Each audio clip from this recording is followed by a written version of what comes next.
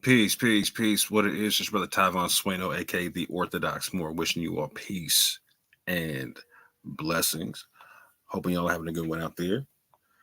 Um, Apologize for putting this show off as many times as I did. My schedule is so up in the air. I got to be as flexible as I can, and I appreciate y'all for being flexible with me. The point of this show here is to answer this good brother's question right here. So, what exactly is an Orthodox Moor? Well, in short, that's me. But I'm gonna give a really long form answer to this question, um, particularly because I know a lot of people have been wondering for a long time, and a lot of people have assumed that I don't speak about this because I'm scared to defend my beliefs, etc., etc., etc. And most people who believe anything of that sort don't know me that well because people who do know me know that I love nothing more than to prove this kind of stuff, prove what I believe. Um, but I haven't talked about a lot of this stuff for a very long time because, um, one, um, we live in a day and age to where cult followings happen really quickly. And I've never been somebody who's wanted to have people blindly follow me. And so when you start stating what you believe in a forceful way, a lot of people um, who have suggestible minds will will will just buy into a lot of stuff. And I've never wanted to have people just blindly follow me on stuff. I don't want to be a cult leader in any way, shape, or form. Um, so instead of trying to talk about what I believe in terms of like in ways of division or whatnot, I try to build with people on where we can agree on stuff more than anything. Um, that's something that my father commissioned me to do before he died. That's something I've always taken a big interest in myself. Um, and so I haven't really put all my beliefs all out there to the forefront, um, so people don't get distracted by that type of stuff, right? Um, However, um, I do a lot of critiquing of people, right? And so I think it is only fair. The more that I critique people, the more that I put my own beliefs out there to be critiqued. Uh,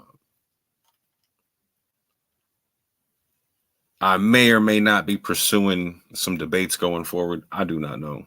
That's all up to God and His timing and whatnot. Um, but something I will be doing is definitely critiquing certain belief systems a little bit more. Um, and in doing so, I also want people to understand where I'm coming from in this whole thing.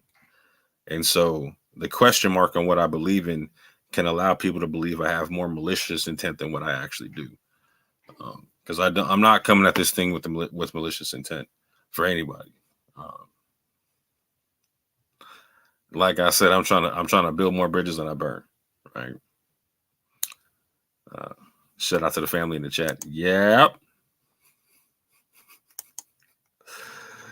Um, but yeah,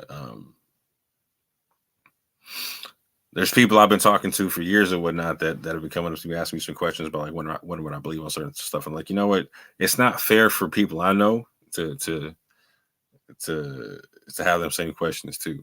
Like I'm an open book, so if you ask me, I'll tell you whatever, right? Um, that's always been my policy with it. Don't bring stuff up. Let people bring it up to me, right? But like I said, going forward, I'm going to be critiquing some belief systems and structures and whatnot. And I think it's only fair. It's only fair that I put my beliefs out there. Um, Peace, brother man. So with that, I'm gonna put out a quick disclaimer, and then I'm going to get in to my presentation. So one of the reasons why I'm doing this is to clear up a basic concept that I don't want misconstrued or whatnot. Um, Hold on, let me change this right quick. it's been made clear to me that there's a lot of people that think that I am a Hebrew Israelite, or at some point in time I've been a Hebrew Israelite or something to that effect. And to be clear, I am not, nor have I ever been a Hebrew Israelite in my life. I have been in many circles and debate circles where I've been around Hebrew Israelites. Got Hebrew Israelites that I know and love dearly as friends and whatnot. However, I am not a Hebrew Israelite myself.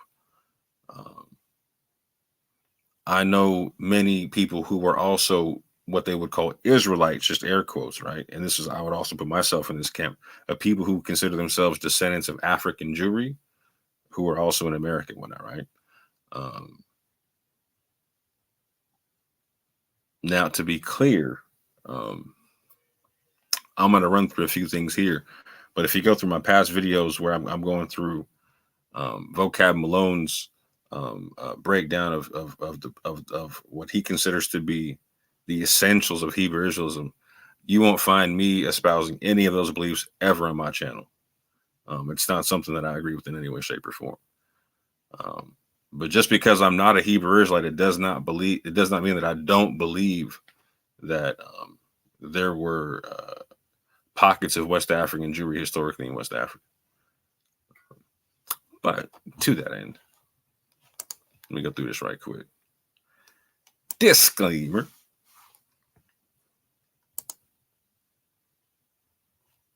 Oh, you get stuck on me? There we go. I'm not a Hebrew Israelite. I don't believe in spiritual hierarchy or racial supremacy. I don't believe everyone taken in the transatlantic slave trade was an Israelite. I believe that some were. I also believe that the majority of people who can connect themselves to Jewish people in West Africa are most likely going to connect themselves to populations that were converts, and not necessarily bloodline descendants of Israel. However, I do believe that there were some bloodline descendants of Israel in West Africa. And again, to be clear, I do believe that whether you're bloodline or a convert, you are still part of the nation of Israel, and your descendants have inheritance in the nation of Israel. So they're, again, the only people that are going to be getting mad at that statement are people who are who believe in some form of spiritual hierarchy in skin doctrine.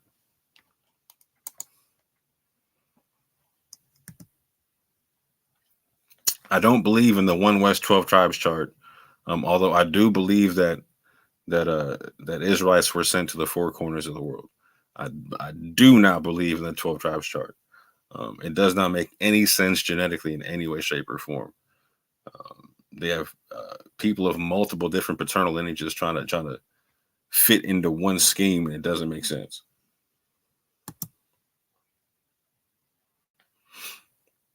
I don't believe Esau is the white man or that the white man is the devil. Never have, never will. And this has been a big beef of mine, even ever since my time in the Moorish Science Temple of America. I had a real big issue when I was there because a lot of people try to blend the teachings of Prophet Noble Drew Ali with the Nation of Islam and try to make them very racist and whatnot. And this is an ideology I really don't stomach too well. In fact, one of my favorite debates that I wish I had on camera, because it was up but it was taken down by the debate league itself, was me debating somebody from the Nation of Islam, or somebody who believes the Nation of Islam beliefs, and we were getting it on this topic right here. I don't believe Ashkenazi Jews are excluded from being Israel, whether nationally or genetically. I do believe that there are some Ashkenazi Jews that are going to have paternal lineage back to Abraham, Isaac, and Jacob. I don't think all, obviously, because there's a diversity in paternal lineages, just like there is amongst African Americans and people in the Americas, all that type of stuff, right?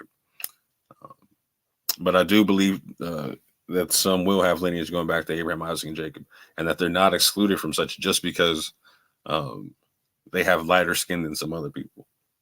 to do so, to exclude people just based upon that is just a straight up skin doctrine that you can't find anywhere in the scrolls, man.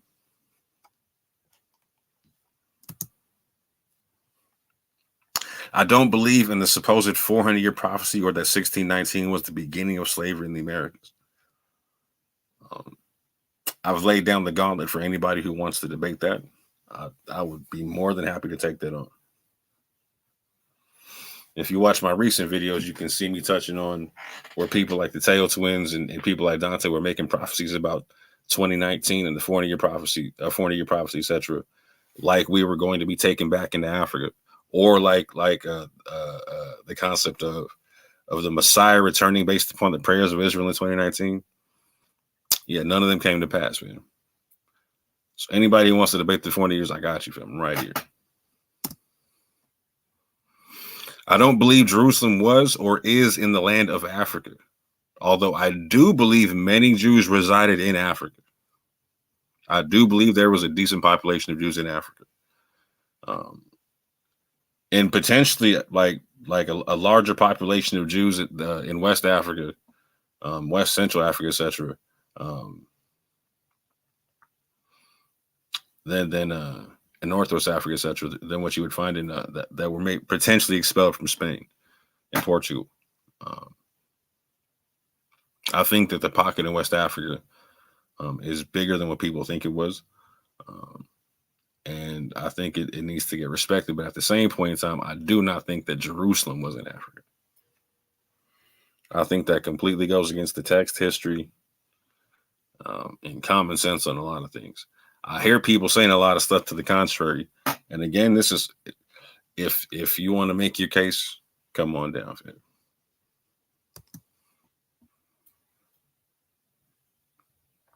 I don't believe that the Bantu languages are the original Hebrew. However, I do believe there are many, many Hebrew loanwords that you can find in Bantu languages and Niger-Congo languages, etc.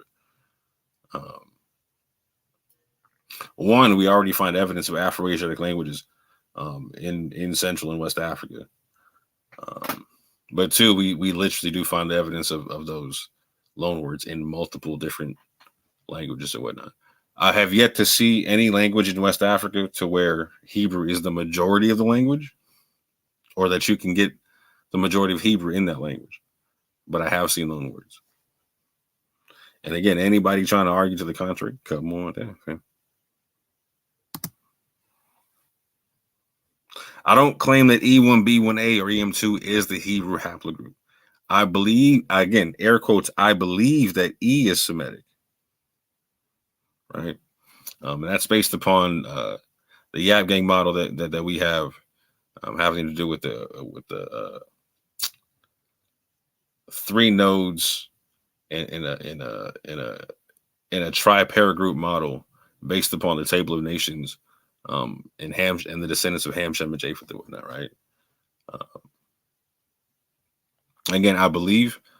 I'm not saying it's a fact. This is a theory that's been put forth that we are willing to mix it up with anybody concerning, comparing, contrast, etc.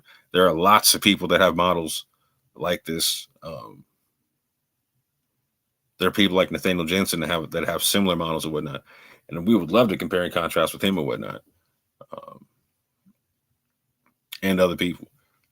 So if you find issue with the model that we put forth, and you feel that we're wrong about this concept here, or any other genetic concept we put forth, please come on down, and we take on all comers. Shout out to the Yap Gang, you know what I'm saying? You can check Yap Gang out at Yap Gang Scholarship, man. I don't believe Africans are dirty Hamites. Please hear this part. Just like I don't believe Ashkenazi Jews need to get thrown under the bus, I don't believe Africans need to get thrown under the bus. I am proudly connected to African peoples.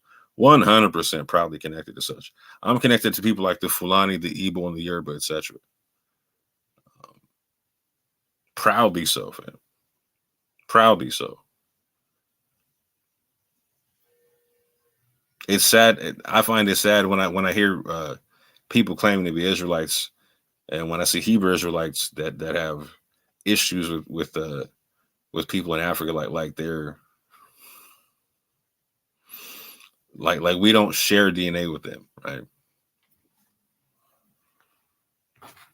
Do all of us have the same paternal and maternal descendancy? No, but to pretend like we don't even share autosomes is just crazy, fam. It's just crazy.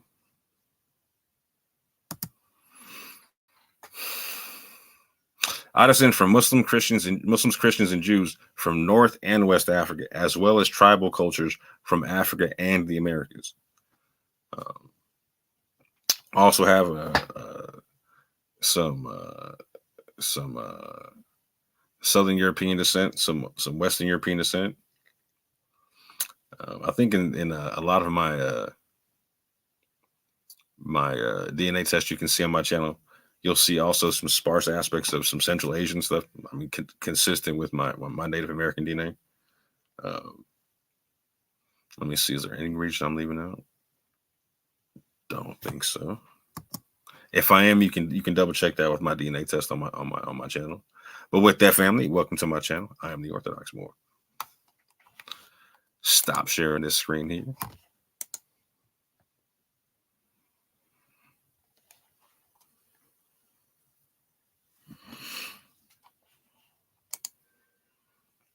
That is a fact, Mr. Blacktastic. Moors are not automatically Muslim.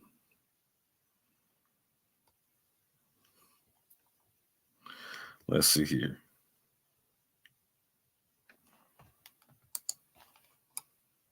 I heard the Jews went to Africa and other countries after being driven out of Jerusalem by the Romans.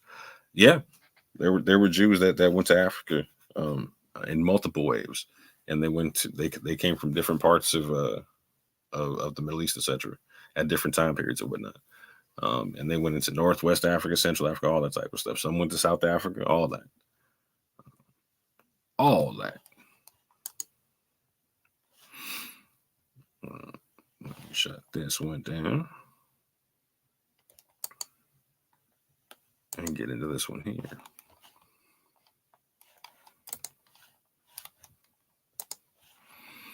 Again, appreciate y'all, fam, for being patient and whatnot. I know I've put this show off more than a few times.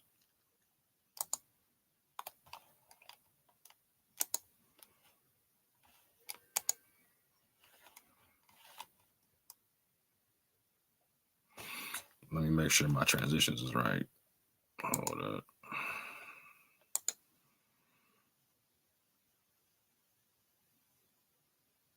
Yeah, we good money. We good money.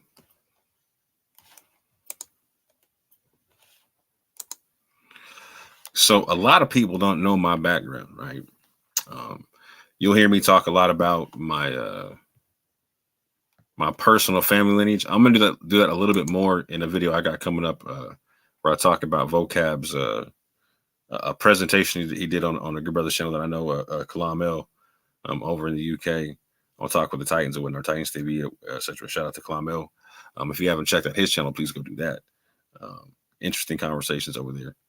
A lot of different religious conversations and whatnot. And even getting into some social stuff or whatnot.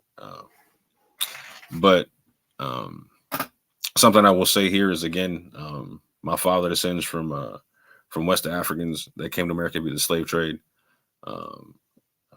His DNA goes back to the Western Sahel. A lot of autosomes that come from Nigeria, etc.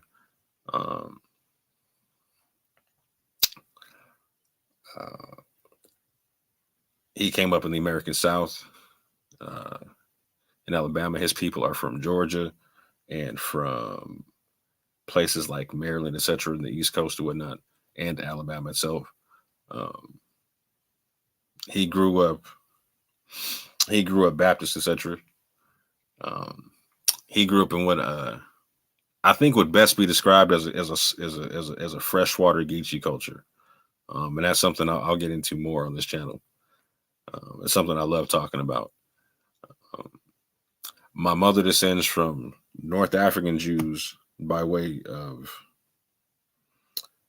Morocco, and I forgot to mention this, and I listened back to when I was talking to Vocab and whatnot.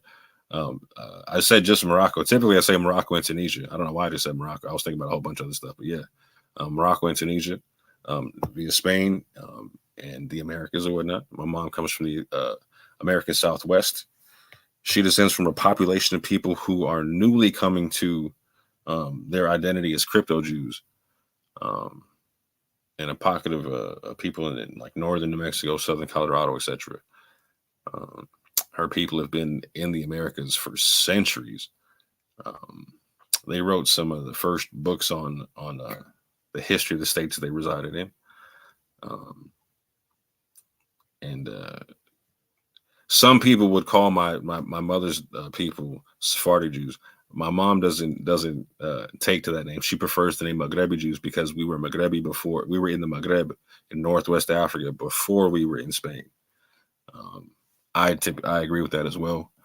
Um, and in her lineage as well, it's a mixture of just like it's like where my father's from. His people are from in West Africa. Like his Y DNA goes back to the Sahel, Western Sahel, and in the area where his DNA comes from, you find a mixture of his of people being like Jews, Christians, Muslims, having tribal traditions, etc.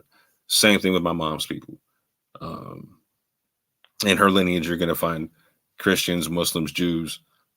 She's got a Native American mitochondrial DNA, so we have tribal traditions amongst our people as well. Let me see if I'm missing anything from the chat. But a lot of people want to know about my personal upbringing and whatnot, right? And so, also to mention, my mother grew up Catholic, but with like a crypto Jewish background and whatnot, right? And so, this is my upbringing. I grew up as a Trinitarian Christian in the Pacific Northwest in an evangelical Christian church called Christian Faith Center, pastored by a Christian pastor who still has a church and a school name. His name is Casey Treat. He used to be on TBN for a very short time back in the, I think, early 90s or whatnot. But yeah, I grew up in a home that my father left Alabama, my mother left New Mexico, whatnot. They both moved up to Washington State, worked for Boeing, met each other working for Boeing, etc. Funny story that I think is totally cute or whatnot. They met playing basketball, whatnot. For sure. The funny story is my mom literally crossed up my dad in some heels or whatnot. Pop was like, "Yeah, I need to take you on a date." But they were. What's interesting about their story is that they came from separate Christian backgrounds, and then left those backgrounds to go to evangelical Christianity. So again, my father grew up Baptist. He wasn't vibing so much of that.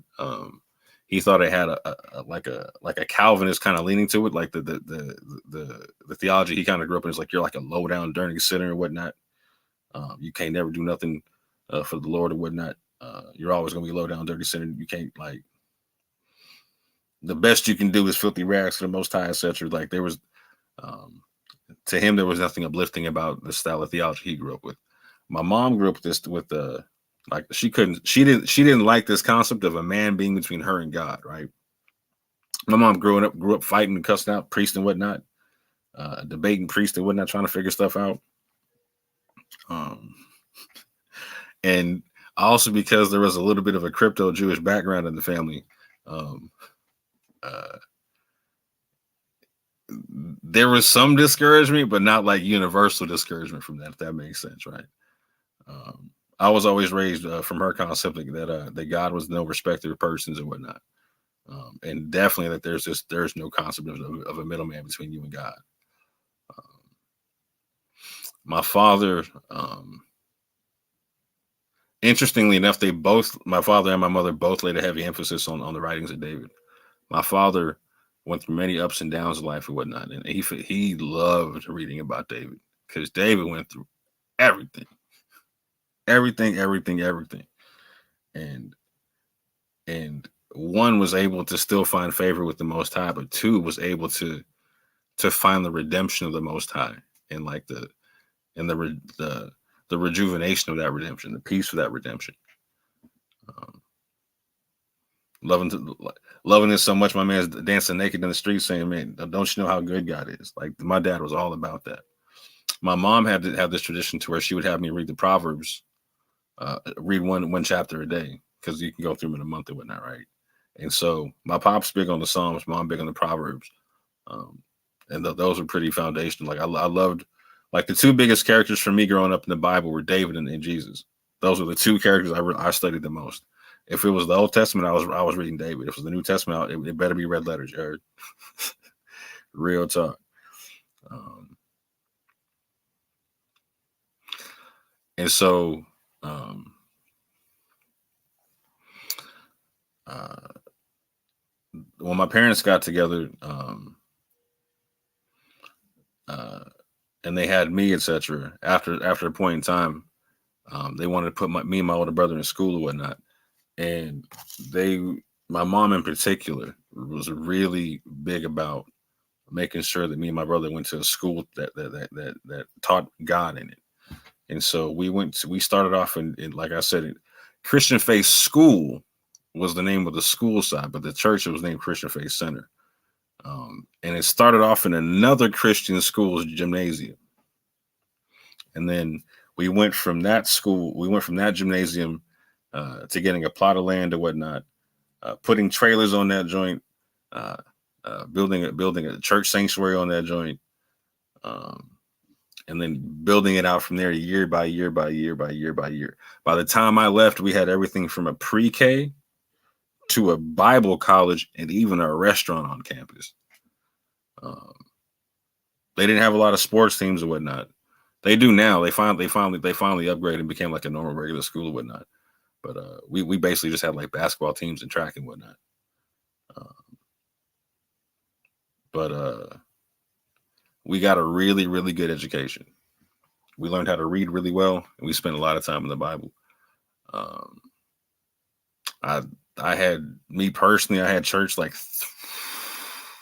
I would say 3 times a week because we had a chapel in school, we had Wednesday church services, and we had Sunday school services or Sunday church services. Excuse me, Sunday school, Sunday church services and whatnot. Um, and during school, we had to take Bibles in extra class or whatnot. Um, so yeah, I come from the Pacific Northwest. Me and Alazar from Sakari and Deacon from Sakari all come from a very similar area, whatnot. You'll probably you can go on their channel and you can hear them talking about Casey Treat a little bit. They'll talk about Casey Treat. I went to the man's church and to the man's school or whatnot. Shook the man's hand, talked to the man. Was there from the beginning and whatnot. My family was there from the beginning of it all, right? At their very first school campus before they sold it to the airlines and moved to their secondary spot now that they currently have. But just to give more of my Christian background that I grew up with.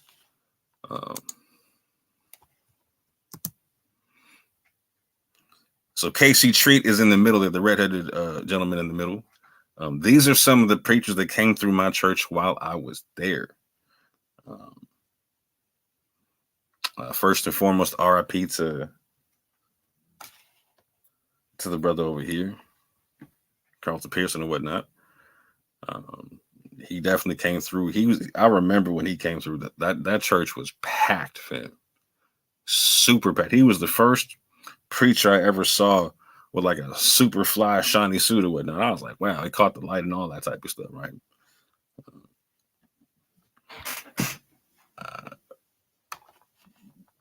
Fred Price came through. He actually ordained Casey Treat as a minister.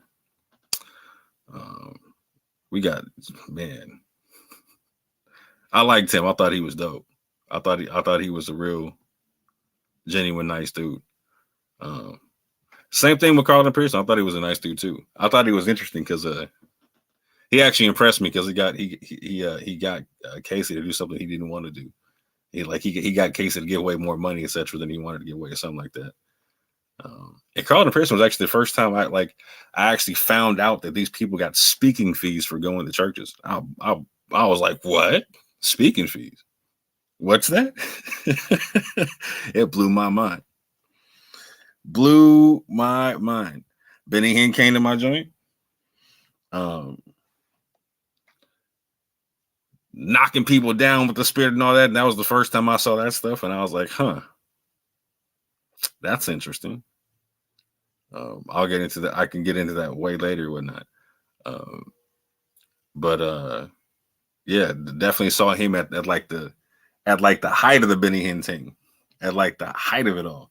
My mom saw him and she was real. She liked him a lot because of the connection with the concept of the Holy Ghost and whatnot. Because it's not like, again, coming from a Catholic background, there's a man between you and God, right? And so watching Benny Hinn and whatnot, it's like, no, it's no man between you and God. It's you, God, like it's the spirit that connects you and God, right? So she was all into Benny Hinn and whatnot, right? Later on, she got into Joyce Myers, who also came through before she was big or whatnot. My man Creflo Dollar came through. My pops was vibing Creflo Dollar, you know what I'm saying? As a teenager, getting up for school in the morning, so my pop had to drop me off at school like at 6:00 in the morning so he could get to work on time and whatnot. And I'd be at school sometimes 5:00 in the morning. So I'd be at school mad early, before anybody got there. I'd be there before the janitor sometimes. But getting ready for school, like every day I could hear Creflo be waking me up, you heard?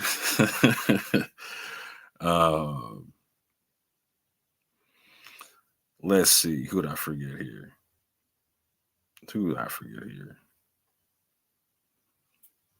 Anyway, y'all can see what it is. These are the people who came through my church or whatnot. And it was very important. Like I learned a lot about how churches work, about how like the conference circuits work, about how they generate money. There was a couple of, after I left, there was some money scandals at CFS. There was some the pastor's son, when he became like a pastor and whatnot, he got into a couple of scandals himself. They had to get settled out of court. You know what I'm saying? There was a lot that I got that went down.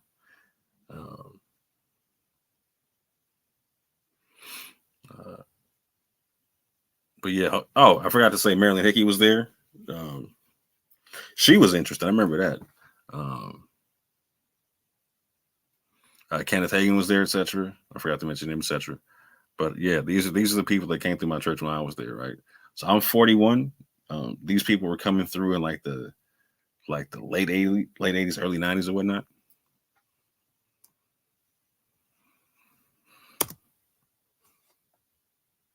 Like the super Christian growing up, right? Like your man's was like, I saw the Power Team. John Jacobs was in the Power Team multiple times. You heard?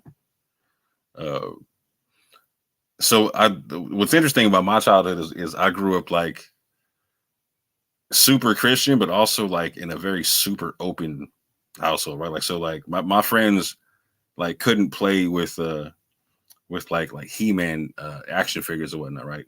My parents were like, bruh, like, you know, like we got God coming through, right? Like, you like the world is what the world is. Like, we can't stop you from that. Like, they weren't trying to like let me get like super indulgent and whatnot. But like at the same point in time, like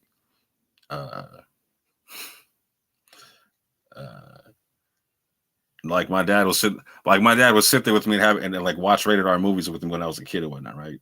He's like, either you watch this stuff with me or you're gonna go try to find this stuff on your own. And he would explain stuff to me, right? Like he talked to me, whatnot, right? Very like I love my parents for this because they gave me a very real childhood and whatnot. They didn't. I could ask them a million questions and they gave me whatever answers they could and whatnot, right? And at the same point in time, they were like, I'm gonna offset that by like we're gonna put you on a lot of as much positive stuff as we could and whatnot. So if me and my older brother said we wanted to go see John Jacobs in the Power Team, go rip some phone books up and go bash some bricks and whatnot. So like, yeah, go do that stuff.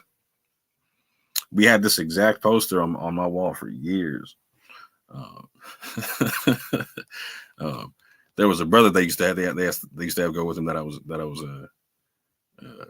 I love watching because so nowadays like you might see some really like steroid freak types or whatnot. But back in the day, these dudes weren't actually that big or whatnot. They were just like some power lifters who used to get down and whatnot, right? They probably did steroids at one point in their life, but like these people weren't like, they didn't look like they were steroid users. You know what I'm saying? Like they didn't look like the big lean, whatever, whatnot. They weren't even that muscular, right? A lot of what they did was based on technique, and you could tell when you watch that stuff. But it was a dope show. And again, I'm showing this just to show, yeah, your boy was mad Christian growing up, and was on some nerdy Christian stuff like this. About to tell myself some more right quick. Again, born in the 80s, grew up in the 90s. Y'all know what it is. This was some. You man went to a whole Carmen concert, fam. I believe Carmen came to my joint, fam. I don't know I think he came to the joint or we went to a concert. One of the two. I can't recall where it was. I just remember seeing the performance and whatnot, and tripping out on it all, right? Your man used to mosh out to DC Talk back when they had their grunge album and whatnot. I grew up in like I said, in Washington State and whatnot, and so rock music was like, so it was rap and rock music for me, rap, rock, and classical music. Then it turned into some other stuff. When I kick with my pops, you know what I'm saying? This is stuff I'd be bumping and whatnot, some Helen Baylor, some Angela Veronica and whatnot, all into the Christian stuff. On top of other stuff, like so, like this would come out of the tape deck. Then we put in some my papa throwing the Earth, Wind and Fire, then throwing the jazz, like he thought, like again, very eclectic and whatnot. My family wasn't legalistic with it, but they were very like, no, we were Christian. You know what I'm saying? Very much so. Very, very much so. My father even became an ordained minister at one point, right? When I was a teenager, even shortly before, like in like 11 to 14, I had this time period to where I questioned a lot of stuff because I saw a lot of suffering in the world that wasn't getting addressed. And interestingly enough, like a lot of suffering that wasn't getting addressed by the church to where it should have been, right? So for instance, like I was going to a Christian school and a Christian church or whatnot that was offering great education to the kids, all that kind of stuff or whatnot. But there was no outreach into the neighborhoods that was around us or whatnot. Like the hood, like we were literally across the street from the hood, you know, literally across the street from it, you know what I'm saying? And they would have us like go out and invite people to come to the conferences and whatnot. They would have the kids go out and give door knockers and whatnot. You know what I'm saying? We would have days where we'd have to go do that stuff, okay, put out door knockers and flyers on people's stuff and whatnot to invite them to come to the conferences, right? Where you could come through and give donations and buy stuff and all that type of stuff, but like not a whole bunch of programs for them kids to come to the school or whatnot, or etc. Now I will give CFS this. They would do some really dope stuff. Like they would like at Halloween, they would have something like a fall fun party. So instead of trick or treating, you could come to the church and like they would buy all the fair rides and all kinds of like they would rent out all kind of stuff and whatnot, right? And it was dope. Like and they would let all the kids come through. And it would be packed. Like that was dope. I respected him for that. But there was a lot that I didn't respect for them for and whatnot.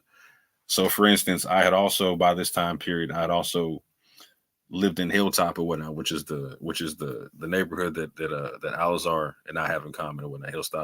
Hilltop, Tacoma. And my mom was trying to do some stuff like actually something that would have been beneficial to his family, right? In the sense to where my mom was trying to open up like a clean house for crackheads or whatnot, because there was a big crack epidemic at the time and whatnot. And so she saw an opportunity to get to move into a 10-bedroom house and renovate it, which we did. We were renting it out,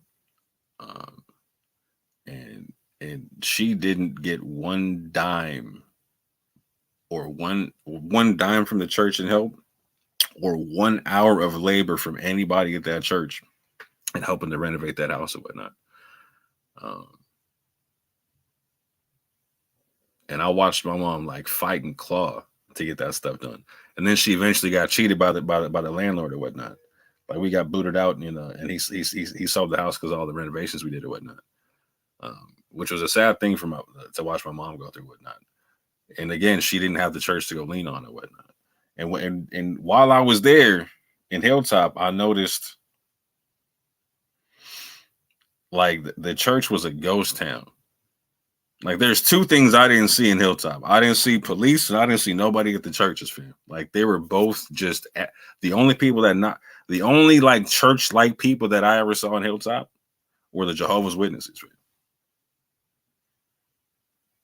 And that's gonna come into play later. I'll probably bring that story up a little bit more when I do my when I talk about a vocab's presentation on urban apologetics, etc. whatnot. But stay tuned for that. I believe I got that one scheduled for next Monday. But I saw a lot of stuff. At this point in time, my brother had gone to jail for a 28-year and 11-month bid for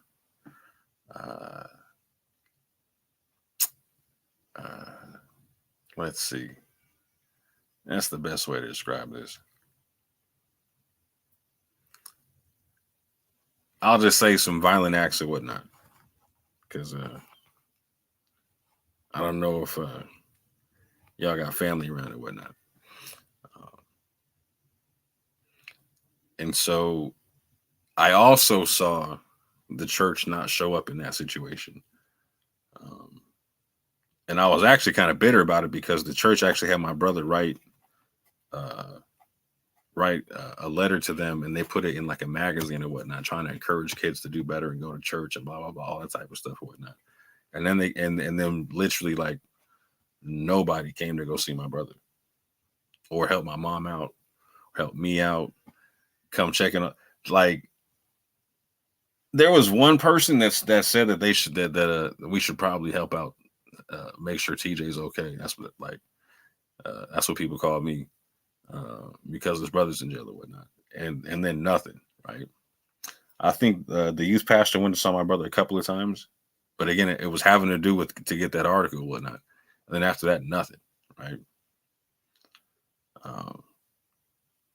Left me super bitter. I saw way too much suffering in the world. I'm like, man, I can't believe this stuff is the answer. And the reality was, I believed what I read in the book. My issue was with how people were walking it out or whatnot. And so I remember the conversation where I told my dad, like, I don't believe in God anymore. My dad got super serious, super. He said, boy, if we lived a couple of years ago, or in biblical times, something like he said, they would have stoned you. Like that was his first response. Like they would have stoned you.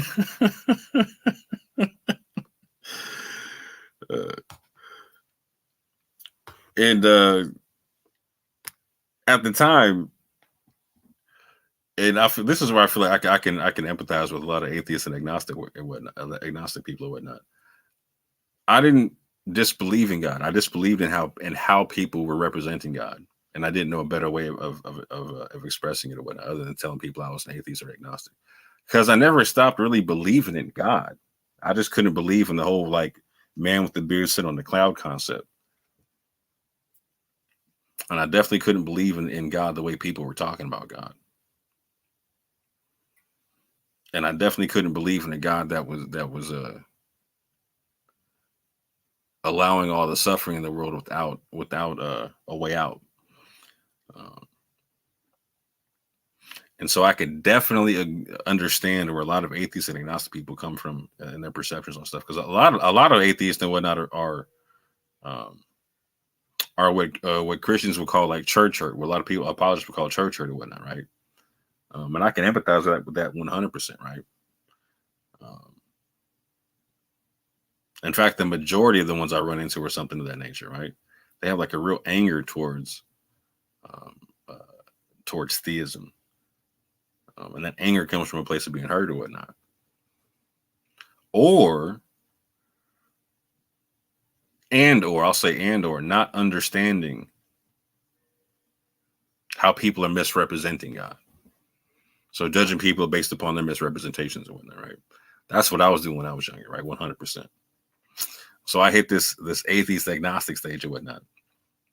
But at the same point in time, I recognized that there were still some moral goods in in religions, that there were still good moral principles being taught, etc. There was applicable principles being taught there, etc.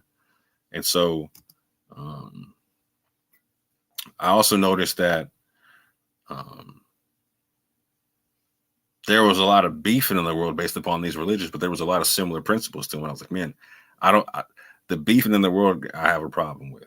There's too much strife in the world. There's too much suffering in the world, etc. I remember having a conversation with my mother when I was like 15, 16. I think I was right around 16. I told that I wanted to study all the world religions and find out what was common amongst them, and then try to unite people based upon what their common principles were, and build bridges amongst those commonalities and whatnot. And that was a big thing for me when I was younger. At 16, I was taking started taking college classes and whatnot. And I had scored off the charts on the reading comprehension. They told me I scored the highest that they'd ever seen somebody from high school scoring on the entry exam on that stuff. And so they told me I could take whatever classes that required high reading that I wanted to. So I was taking all kind of philosophy and reading classes, etc., whatnot. Like philosophy is what I wanted my degree to be. So I was trying to take as many philosophy classes as I could. So I was taking religion classes, philosophy classes, all that kind of stuff. And I became enamored with just trying to compare and contrast and study this stuff.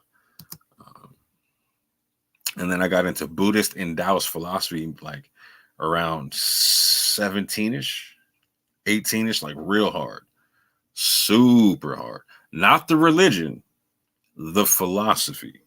Not the religion, the philosophy. I was reading Lao Tzu, Zhuangzi, like the Tao Te Ching, etc. Got into the book of the I Ching. Really, like I enjoyed reading the I Ching. Not even like I used the I Ching a little bit, but more so that I enjoyed reading the I Ching. I also got into in Buddhism, there was somebody I got into named Nagarjuna. He's super dry for the average reader or whatnot, but to me, I thought his stuff was awesome. He was right, like there is no cause that can arise without an effect. There is no effect that can arise without a cause, etc. The concept of Buddhism really appealed to me because it was basically based off of a medicinal concept, to where you're analyzing a situation and finding the best remedy for the situation, implementing that remedy. I liked the fact that I like the fact that Buddhism so much, like when you learned about what the Buddha taught, he didn't really touch on divinity, and there were certain questions he wouldn't even answer. If you were asking about an afterlife, he was like, "No, I'm not answering that." He was asking about divinity, he's like, "No, I'm not answering that." He was more so in I'm trying to help you in your here and now. Like answering that stuff ain't going to help you with your suffering right here and right now. I dug them concepts. I also dug the concept that like karma was very similar to the concept of sowing and reaping in the Bible. And these are one of the concepts that I found to be very universal, was the concept of sowing and reaping and karma. I thought it was dope. In Taoism, I was really, particularly reading the Tao Te Ching, I was really enamored by the concept of the myriad things coming from the Tao. And it was, to me, the Tao, looking at the Tao was a very pure way of looking at God without attachment. And again, this is just from a philosophical side, because I didn't do any of the Taoist religion stuff or the Buddhist religious stuff. I wasn't chanting. I wasn't out there. I would meditate, not this style though. Like I was in martial arts and other stuff. Like I wasn't doing like chanting, meditation, and that type of stuff. But I was doing other stuff. But I was a real big fan of how Buddhism talked about the interconnectedness of all things and the interdependence of the interconnectedness. And Taoism expressed the science and change within that interconnectedness, and made it more of a tangible concept than something ethereal. And something I really enjoyed about Taoism was, again, Taoism and also um, Buddhism was the concept of detachment from physical things, right? Not so much in an aesthetic way, although I've definitely gone through periods of doing stuff like that. Um, More so in a concept of, I was enamored with the concept of detaching from again, attachments, right? Like things that are going to, like in a Christian concept, would be attachments of the flesh, or carnal attachments, right? I liked the discipline thereof. I really liked at the philosophy level. These are still some of my favorite philosophies. They gave me fantastic amounts of peace, etc. Right. Um, in fact, I would probably say that like the most peace I've ever been, and most calm I've ever been, um, is when dealing with these philosophies and not so much worrying about the suffering of going on around me. Right. When I'm just like. So hear what I'm saying. Like, so when I'm more just focused on me, on a personal thing. Love these philosophies. Like they're great for a lot of stuff. But the moment I started looking around the world or whatnot, um, it it wasn't enough for me. Right. When I started looking at this, it's hard for me to ignore the suffering of other people. It's hard for me to do that. Um, and again, it's hard for me. Like when I see the concept of interconnectedness and codependent origination, etc., that you find in Buddhism and whatnot, and again other concepts of interconnectedness and Taoism and whatnot. To me, it was almost like it was almost impossible to detach from the suffering of the people. Not that like I felt like every time someone was going through suffering, I had to do something about it, or etc. But like I felt it. Even if I had to walk away, I'm still like I'm feeling something just from walking away, right? So I found holes and gaps in this concept. But I love the philosophy. Love the philosophy. Um, Getting a little bit older, around 19ish, 20ish, 21ish, I embraced naturalism. Um, and interestingly enough, this is in a time period to where um, I'm coming back to a more uh, a different understanding of God. So when I say naturalism, I don't mean the way most people deal with naturalism in terms of uh, well, I'll say it like this. So most people who deal with naturalists say they don't believe that they don't deal with the supernatural, right? For me, um, I don't think God is supernatural. I think God is the most natural thing in the universe. I think people say he's supernatural when they compare finite things that will fade and fall away to what God is. God is eternal. God ain't going nowhere. The finite things are going somewhere. He ain't going nowhere. God's the most real thing out there. God's the most natural thing out there, right? God came first, not the finite things, right? The finite things are unnatural. That's how I see it, right? In that concept, I don't see miracles the same way most people see miracles. I see miracles as natural science and effects thereof. I don't see God breaking his own. So a miracle to me is God breaking his own rule. And I don't see God even capable of doing that. God says what leaves his mouth won't come back to him null and void. So if he sets a principle and law out there, he can't just go change it willy-nilly, right? And people are like, oh, no, God can do anything. No, God can do anything. Unless he's going to tell you he won't do that thing. God's not going to lie to us. He can't do that part, right? So I looked to proving God through science at this stage, or proving or disproving God through science at this stage, because I was still kind of on the fence, right? On how people saw stuff, on how I saw stuff and how other people were seeing stuff. I never ever stopped reading the Bible. I want people to understand this. I was comparing and contrasting all kinds of stuff, but I never stopped reading the Bible. Um, One, because I love it as a text, I've always loved the text. Two, it's I thought it had the most effect on the world, right? And so I thought I needed it's something I needed to keep understanding and studying, etc. If I was going to have any chance in trying to build bridges with people. But yeah, love the story, love the text.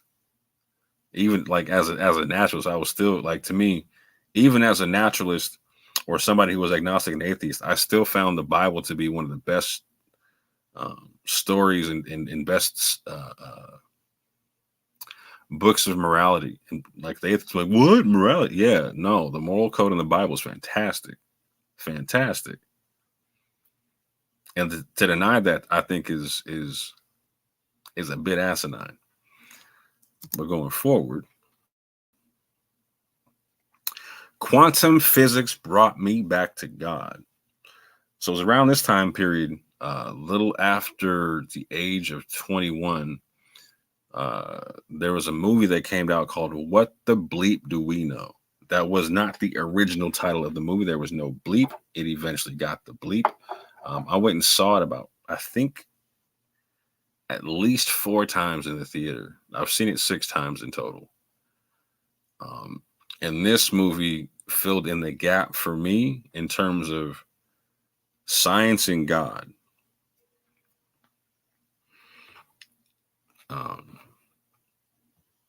It was my first journey into quantum physics and getting any kind of explanation thereof. And the breakdown of a wave particle collapsing, or a wave particle existing in a superposition and collapsing into a singularity based upon the concept of an observer. When I watched that whole explanation within that movie, and went and studied the experiments, the slit experiments spoken of in that movie and other stuff,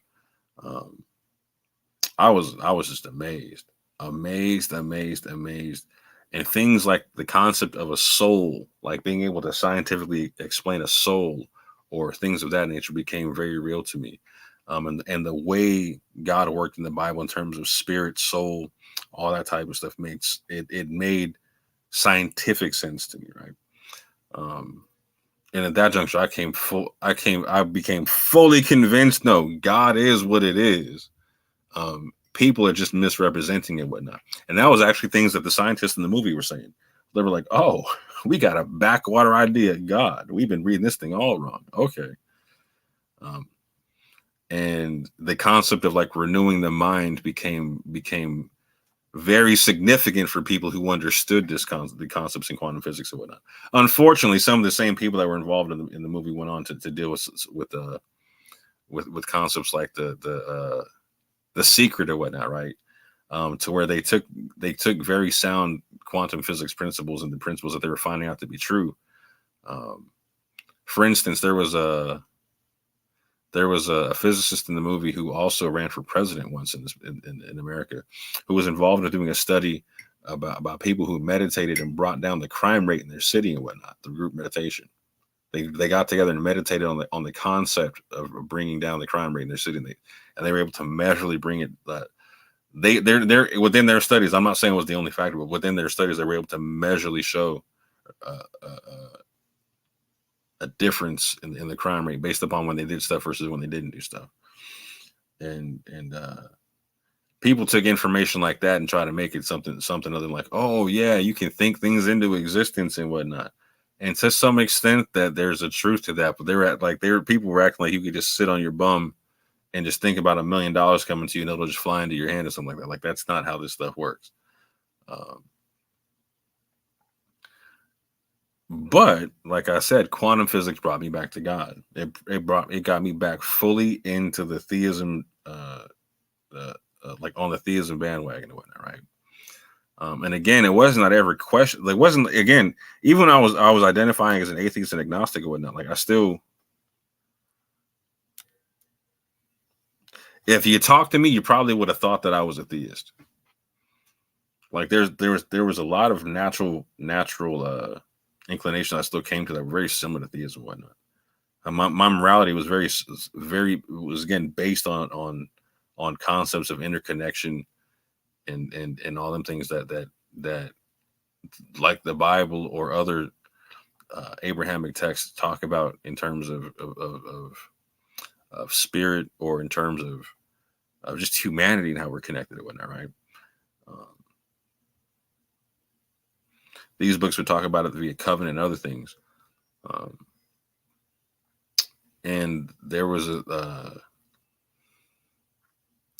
again, looking at humanity in that general way in terms of like, what is it that we have in common? It would, things like the Noahide laws would always come out in terms of like what we consider to be moral amongst our societies, etc. Whatnot, right? Um, and so when I saw stuff like that, how to explain this? When I saw like those common principles being practiced amongst people like that, right? And looking at things like quantum physics helped me understand the how, right? The how in how is it that we could all be separate people and have these similar concepts, right? Via the oneness, and again, via the oneness of God. If God created us and whatnot, what's the how behind the oneness, right? Not a lot of people worry about the how.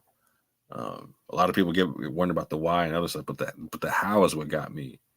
And once the how made sense, oh boy, it was a wrap. It was a wrap.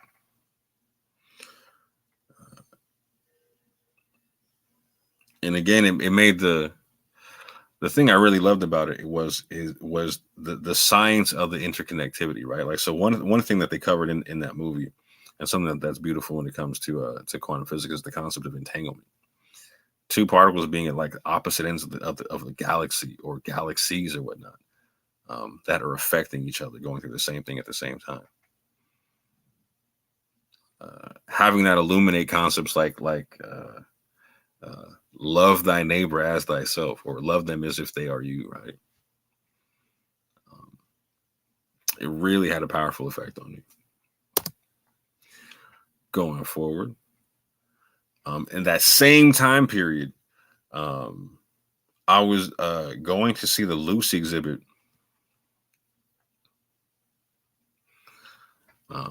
and had a very profound experience. So I was curious about the concept of Lucy. I was trying to study evolution, etc. See what my thoughts were on that.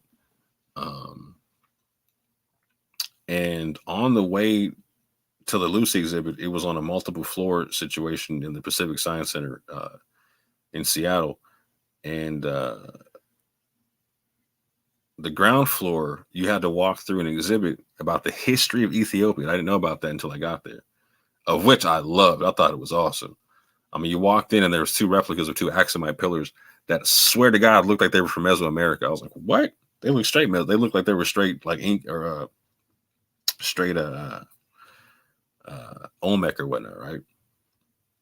But just looked awesome. But I walked in and my jaw hit the floor. There was all kind of ancient artifacts having to do about like the first gold coins of Ethiopia. They had swords, they had manuscripts, they had all kind of stuff.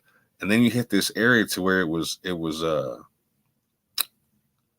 history of the religions of Ethiopia. And so you're going through Christianity, Judaism, Islam, all in Ethiopia. And my jaw's hitting the floor because I'm seeing all these manuscripts to where and the replicas of manuscripts to where it's stuff to where it's like it's a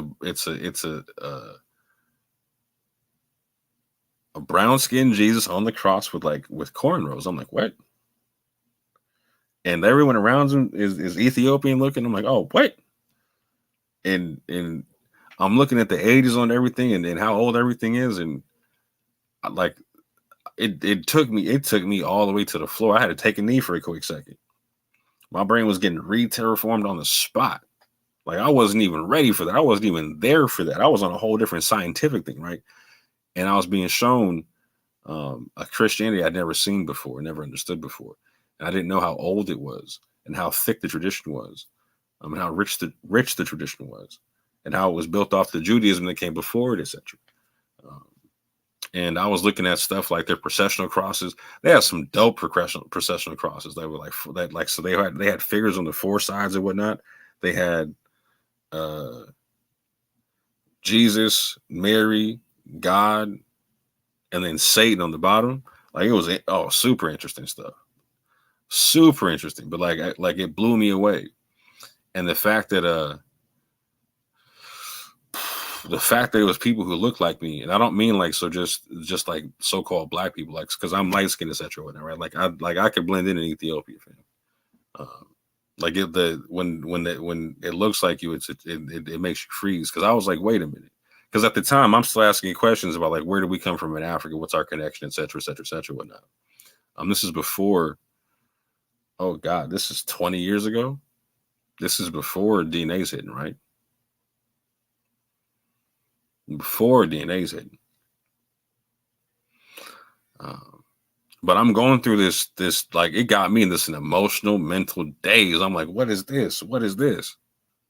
And it got me super curious. I want to learn more about this. And like I don't even want to leave the floor. Like I'm going through every little thing they got there, reading every little thing they got there. They got a whole bunch of headphones where you can listen to sounds of Ethiopia, listen to sounds. Like I'm sitting and listening to all kinds of stuff that I can't understand, but I'm just listening to it. You heard? But then I'm done. I make my way through it. And I forget when I'm even there from like, oh, I forgot I'm here for the Lucy stuff. I remember I'm here to go see Lucy. I walk up to the top. I go see the replica of Lucy. And they have, again, the mock-up of everything and the pictures around everything are of like a chimpanzee kind of a character, right? Like a bipedal kind of a chimp kind of a thing, right?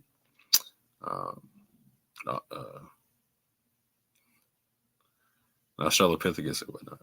And so I'm looking at the replica of the bones. I'm just sitting there staring. I'm like, yeah, like I'm downstairs. I'm like, I feel a connection to this stuff down there. Up here, I'm looking at this thing. I'm like, no, I don't feel no connection to you. I was like, I don't know if I rock with this evolution and everything. I was like, I'm not vibing that one, and I got to understand why I'm not vibing it. Let me study their theories more and see what it is. And at the same point in time, I got to go study way more about this Ethiopian thing, fam. What's this here? I'm finding out they got Bibles with 81 books. I'm like, what? I'm finding all kinds. Let me find out about this all in one day, fam. All in one day. I pick up like a thirsting again. I had a big thirsting of this stuff already. Like growing up African American, well, you want to know who you are, fam. Like this is the big question or whatnot. And somehow I was like, there's something about this that might be answering some stuff for me, right? Now, coming to find out later on in life that when I do take DNA test, I do have some DNA that does come from the horn and whatnot. Not a whole bunch, but I definitely do have some that comes from the horn. Shout out to all my people in the horn and whatnot.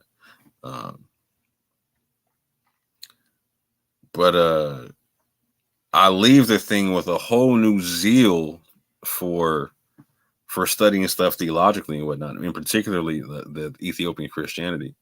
And also with trying to find out what is it that I'm not, what is it that people that doesn't sit with me right about this evolutionary thing? What is it that I don't like about it, etc. And eventually I got to find out what I liked, what I understood, what I didn't like about it. And so I got to the point where I rejected macroevolution, but I accepted microevolution. That's a stance I still hold. And on a naturalist level, I still hold to the concept of I don't believe that God is supernatural. I think that God is the most natural thing out there, and that what we consider to be a miracle of God is natural sciences that we don't understand, right? So, for instance, I make an argument for the plagues of Egypt, right? Like in the Exodus. If you look on my channel, I have a debate with a man named Chris Harris about who was the Pharaoh of the Exodus, and this is something I cover within that debate. I'll be talking about it more here as I go forward as well, like a lot more, because this is a big deal for me. Like proving stuff like this is trying to prove out the Bible to be true for the believers thereof. I wholeheartedly believe that the Exodus account in the Bible is the Hebrew account of the Thera eruption. And as such, excuse me, family. And as such, there was a limnic eruption involved, meaning that there was an eruption that caused the pocket of CO2 to linger with underneath the surface of the waters around Egypt, that once released, and the events of the whole thing thereof, like the before and after all that, um, would cause the events of the plagues and whatnot. The theory eruption itself would also potentially cause things such as the splitting of the Red Sea, et cetera, et cetera, et cetera. The winds involved, all kind of stuff, right? I have a long breakdown on that I give and whatnot. Point being is, when we see things like the splitting of a sea, or we see things like fire raining from the heavens, or we see things uh, the rivers turning into blood, et cetera, et cetera, et cetera. Um, we may not understand the natural science behind it all the time, although we can actually go back and find it, because this is why it's being compared to limnic eruptions, is because limnic eruptions have happened since then, and the same things have happened. There's even limnic eruptions projected to happen going forward in the Nile Valley Basin and whatnot, that are projected to happen at a large scale. Ironically, and I'll say ironically with my air quotes or whatnot. But no, they've seen this happen in West Africa, to where limnic eruptions happened, and it was killing cattle and human beings, and et cetera, et cetera, et cetera. And the waters were turning to blood, et cetera, all that type of stuff, right? So I still retain that concept, right? So a lot of people call that like a theological naturalist. I'm close to that concept. There's some things in theological naturalism I don't necessarily agree with. Like, so for instance, people are like, "Oh, are you a theological evolutionist?" I'm like, I don't necessarily agree with all their tenets on how they like. So again, so theological evolutionists kind of like, they deal with like a macro evolutionary concept. I don't do that kind of stuff. I stick firmly within the micro evolutionary concept. No issue with micro evolution whatsoever. But I've debated macro evolution, right? You can see that on my channel as well. I've debated atheists on macro evolution, and also based upon the concept of human evolution. I do not believe that we descend from like Australopithecines or Neanderthals or any of that kind of stuff, right?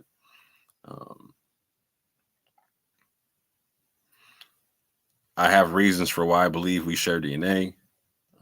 I'll get into that with anybody who wants to talk about it. But at the same point in time, I do believe that the human evolutionary thesis needs to be changed on its own findings. And that's all I'll say about it for right now, because I'll get super nerdy with it and it'll take way too much time. Let me do a spot check right quick and see where the chat's at. What's up with y'all?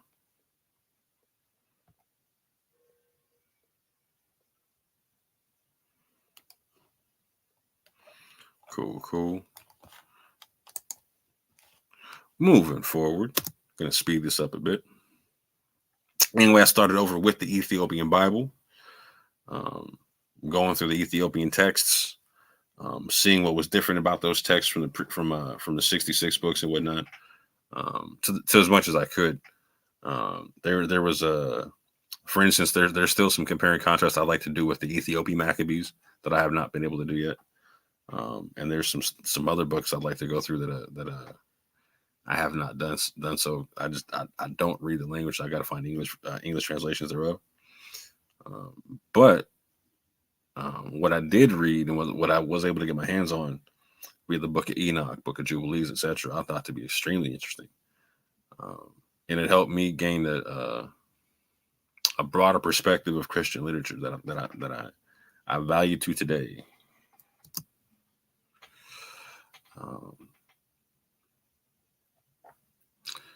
So jump ahead into my early 30s, where I joined the Moorish Science Temple of America. At this time, there was a lot of people aren't familiar with the teachings of the Moors, and I'll get into that in subsequent videos or whatnot. I'll touch on it briefly here, some of the stuff. But there was a lot of the teachings of that I find in the literature of the Moorish science of America that I'd actually come up to on my own, in my own personal study with the of doing biblical study and whatnot, that I thought to be extremely interesting. By the time I'd come to the Moorish science of America, um, I had done a lot of studying in my own family history, in terms of my mother's side of the family. Um, it did come out more so that my mom was telling me as I got older, it became a bigger thing that she was telling us that telling me at least that we had Jews in the family, etc. And then I got to understand more about that. Um, and from a teenage period up until this point, I was somebody who was big into Shakespeare and still am. I love Shakespeare. Um, and in that question that most African Americans have in their mind, like, who am I? Where do I come from? Again, so I'm somebody who's of mixed descent. So I've always known that. I've always been told that I'm of mixed descent. Um, the story I got when I grew up was that I'm Black, Spanish, Navajo, Indian, and Scotch Irish, right? And then it got more detailed as I got older. I'll just say it like that. Um, but as a kid, I always knew that I was mixed and whatnot. Um, Found that I wasn't that Irish. I was like, huh. I was actually bummed out I wasn't as Irish as I wanted to be more Irish. I love Irish culture and whatnot, music, all kind of stuff. But in being mixed, something that I did consistently was study all my cultures, from being Native American to the European cultures, etc. And so with the Black cultures, I didn't know what it was, and like my pop would have me watch Roots and whatnot. My mom was dope with it, right? My mom was like, "Nah, damn all that. You're gonna watch the Shaka Zulu," which is interesting too because we like in doing our family DNA. Um, uh, my grandfather has on my mother's side, he's a EM34, and he seems to have come from like a Yemenite migration, um, to North Africa and into Spain eventually, right? And amongst that migration, um, or out even prior to when I can't call it, but what we found out is that there's East African, and even some Zulu DNA that my Mediterranean looking grandfather, my Spanish looking grandfather, etc., North African looking grandfather that he has, right? Extremely. So I have East African DNA from both parents, and like I said, some Zulu from my mom's side, which is it's just hilarious. But in studying Shakespeare in terms of like getting to know the Gaelic side of stuff, because I loved how Shakespeare wrote. Two, I loved the way he expressed himself. Three, um, he wrote about Moors, bunch of Moorish characters, and so uh, I'll probably show this in another video as well. But like there was a couple of movies that really impacted my understanding of this concept. One was the movie itself, Othello, where Lawrence Fishburne played Othello and killed it as the character. Um,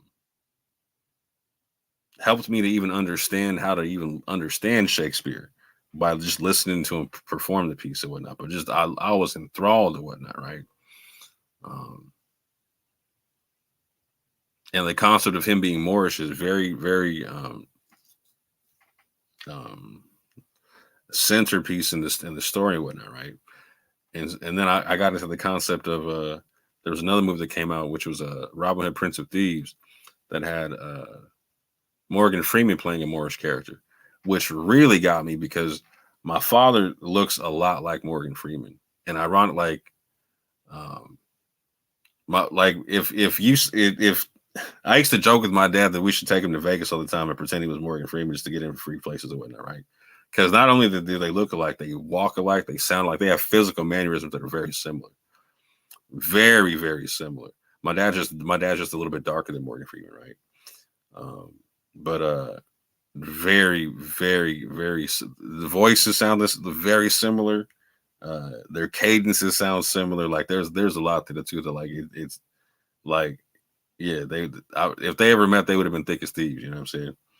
Uh, but when I saw Robin Hood, Prince of Thieves, I loved the character because he played a very Moorish character, very very Moorish character. He was like, it was the first time I saw somebody praying on a prayer rug. It was the first time I saw somebody with like a scimitar like he had. It was the first time I saw somebody turbaned up like that. I was like, I was on it. I was like, huh, there's something to this that was very intriguing to me, right?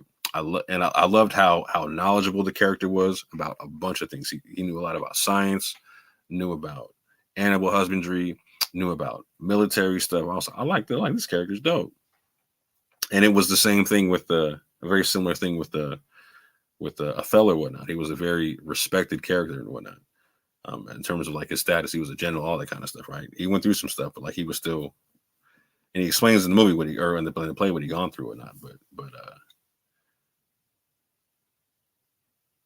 what stood out to me was, okay, if like in this time period, like my other family, like my European family, they would have called my African people Moors. I was like, cool. So as a young, like in my teenage years, I just clocked it in my head, like, bam, okay, like Moorish, like there's connection to that, right? And then, like I said, at this juncture, like by the time in my early 30s, I reckon I know of more of an actual Moorish connection with my mother's side and the Maghrebi side of the Jewishness and whatnot, right? Um, and I'll get into some of the stuff I liked about here in terms of the temple. What attracted me to the MSTA? Moorish heritage on both sides of my family. Um, when you get into the literature, etc., despite what you hear online from a lot of the people that are there, there's a righteous, non-racist form of nationalism within the text, and within the literature and belief system. It's something that I was very much intrigued by and very much appreciated, and something that I still see within the text of the Bible and whatnot, to where there's uh, definitely a righteous form of nationalism that I see prescribed for the nation of Israel, in the Old and New Testament. Political activity and self-determination, I was real big on that, and I love the history that the Moors actually had in terms of such. So they were heavily involved in getting the first African American elected to Congress since Reconstruction. Um, Very heavily involved in that. I love stuff like that. Um, they women were allowed in the priesthood or to be sheiks or sheikesses in the Moorish science of America. They could hold any position that a man could hold or whatnot. And that was something I very much so appreciated, in particular with the religious side or whatnot, right? Because I'm somebody who was on that concept. Like, no, I read that Deborah was a prophetess in the Old Testament, and other people like her, right? And I read in the New Testament that there were definitely female elders and females who held the same rank as Paul said that there was females that held the same rank as him, etc., right? Or something to that effect, right? But you can go in there, you can see women that hold the level um, of authority or whatnot, right? People can argue over certain stuff, and I got no issue having that debate. But the concept of women shouldn't be priests is something I got beef with. The concept of women shouldn't be pastors is something I got beef with. Um, Now, if you want to get into the technicalities of it all, no issue. But I think it's when people if people even want to get into the technicalities, like should women teach women or teach men, cool, don't mind the conversation. But the concept of like women shouldn't do like they shouldn't do none of it, like I don't see how that's in the scrolls. And I would love for someone to point that one out to me, and I'm cool with it. If they can, let's have the dialogue. Something I liked a lot was the concept that they had an anointing oil for the sick. That's a big deal for me because that was one of the things I kept seeing that I kept asking about in church. And I'm like, yo, how come we don't make this for the sick? How come we don't got this for the sick?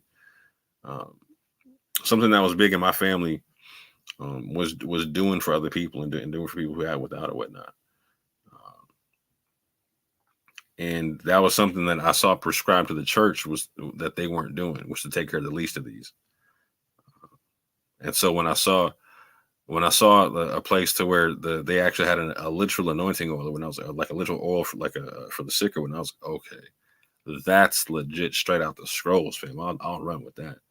And again, I agree with many aspects of the literature prior to joining the temple and whatnot. However, I wasn't there that long because the unfortunate aspect of what was going on there is like people had substituted a lot or combined a lot of the literature with Nation of Islam literature and try to make it one school of thought. And they don't go together. They're oil and water.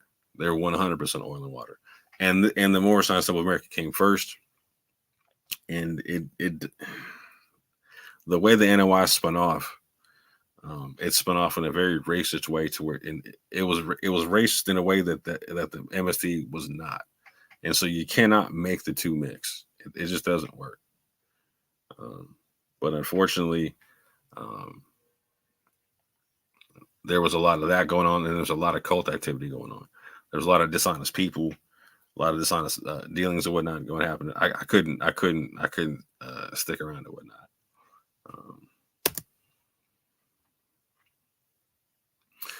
What do the Moors believe? Here's some of the things that Moors believe that Christians should know. I'll say this in particular: Christians should know. They believe that Allah or God is triune.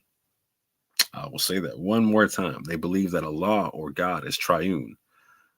They believe that He is wisdom, will, and love. They believe that Jesus is that love made manifest. One more time. They believe that Jesus is that love made manifest.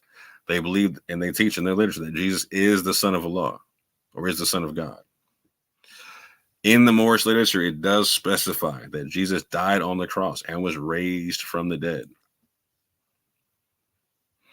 One more time, this is the only Islamic sect that mandates or that they teach us in the literature, etc., that Jesus died on the cross and was raised from the dead. They accept the Bible from Genesis to Revelation as a holy scripture. There's nothing in the literature that teaches them to reject the Bible. As a matter of fact, it teaches them to connect to it and whatnot. That Muhammad is a prophet and the Quran is a holy scripture. And that Noble Ali is a prophet and the Circle 7 Quran is a holy scripture.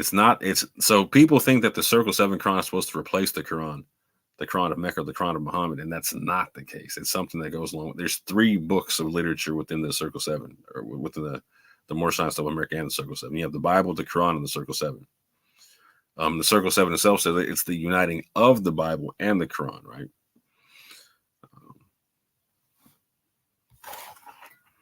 Or it's the uniting of the Quran and Mecca, is what they'll say, right?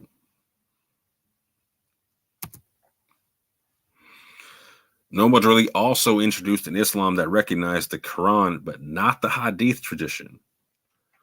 So this is the oldest Quranist form of Islam that we have in America. It's a Quran with no Hadith tradition. He claims that the MSDA derives its power and authority from the Quran of Muhammad. It never mentions the Sunnah, and it never mentions the Hadith ever.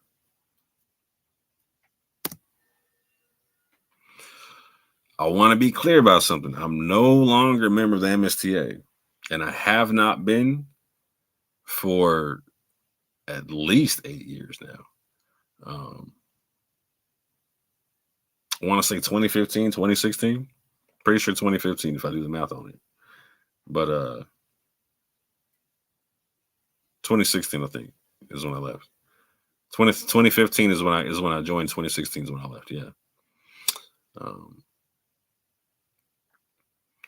But to be clear, I left one body, and then well, I'll just say it like this. So even though I'm not part of the temple, and I disagree with how members teach things based upon they're combining things with the Nation of Islam. I used to debate Muslims all day in terms of the validity of Moorish American Islam or whatnot, in terms of an actual valid religion or whatnot. And I still believe that Moorish American Islam is a valid, legitimate form of Islam. Not part of the temple, no affiliation with the temple whatsoever. But on just a scholastic and honest basis, I hear a lot of, I've heard Muslims go in on the Moorish Science of America. They have a hard time doing it with me because I make way different arguments, which I'm going to put out there, so people can understand where I came from and what I used to argue with people, etc., whatnot. as far as I'm concerned, I'm gonna pat myself on the back a little bit. I'm gonna say that I personally believe that I'm the best debater in terms of defending the Moorish literature, etc. In terms of to a Muslim or to a Christian or to a Jew, whatever, right? That came out of the temple. However, I don't debate for the temple, right? I let them do what they do. I personally, like I said, I just believe that it's a legitimate form of Islam based on historical context. So there's slaves that came across, and I'll show this going forward. There's slaves that came across the Atlantic in the transatlantic slave trade that held very similar views to what is taught in the temple and whatnot. Very similar views. And I will definitely get into that going forward.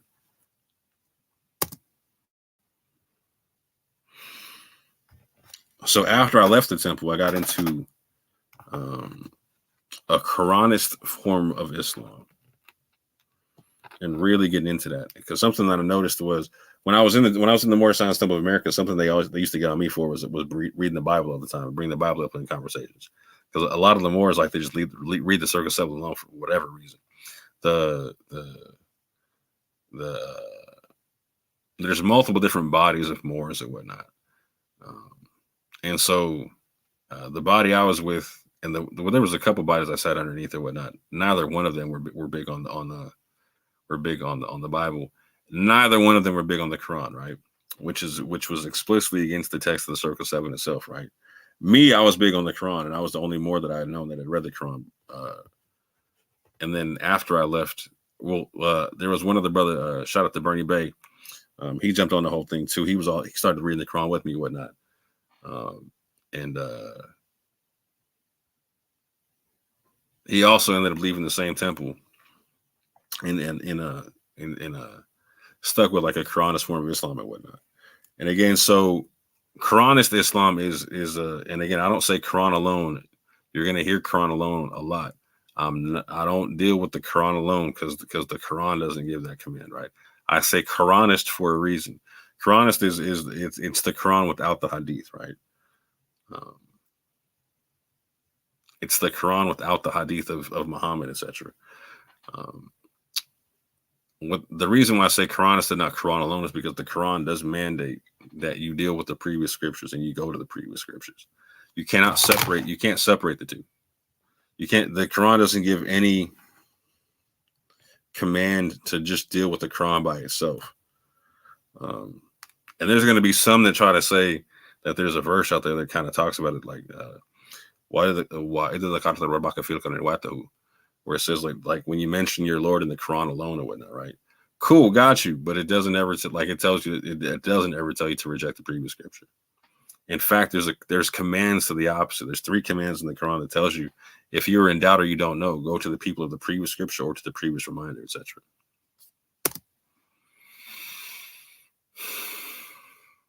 In this time period, I also started dealing with a concept of Messianic Karaite Judaism. That's one of the things I call myself, as like a Messianic Karaite. And looking into my family history and into like the types of Judaism they practiced and whatnot. Again, my mother's side, they were Jews that converted to Christianity and whatnot. So, I mean, I was like, all right, so technically that's some Messianic Jewish stuff, right? Let me look into the history of this stuff, right? And I saw that there was 2 prevailing forms of Judaism in the areas that my mom's people came from, in North Africa and in Spain. And it was either Karaite Judaism or Rabbinic Judaism. And the one that sat with me was the Karaite Judaism, based upon the methodology, right? You're just going based upon the text and what the text is telling you based upon itself and whatnot, right? For me, it was the same concept in Quranist Islam, because in the Quran it tells you the same concept, right? Which is you go via the reiterations of what's in the book, right? And then with the Quran, like with the dope part about the Quran, I'll show you here, is it says to go within the reiterations of the book, and if you were in doubt or don't know, like I said earlier, you go to the previous scriptures for confirmation and whatnot, right? So again, even then, you're just getting confirmation from another scripture. one big book at that point, right? And so in my study of when I was getting into learning about my Jewish history and whatnot, I got more into studying the Old Testament than when I used to, and studying it in conjunction with the New Testament and whatnot. And I was recognizing, you know what? Like, I don't really see any difference between the two. Like, I can make the same arguments from both.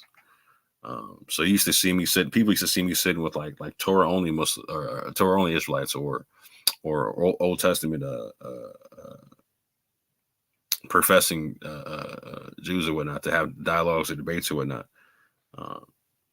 And I felt like I felt like I can make my arguments from the Torah by itself, from the Torah and the New Testament, from the Quran, all that type of stuff, right? I felt like I make all the same arguments or whatnot, right?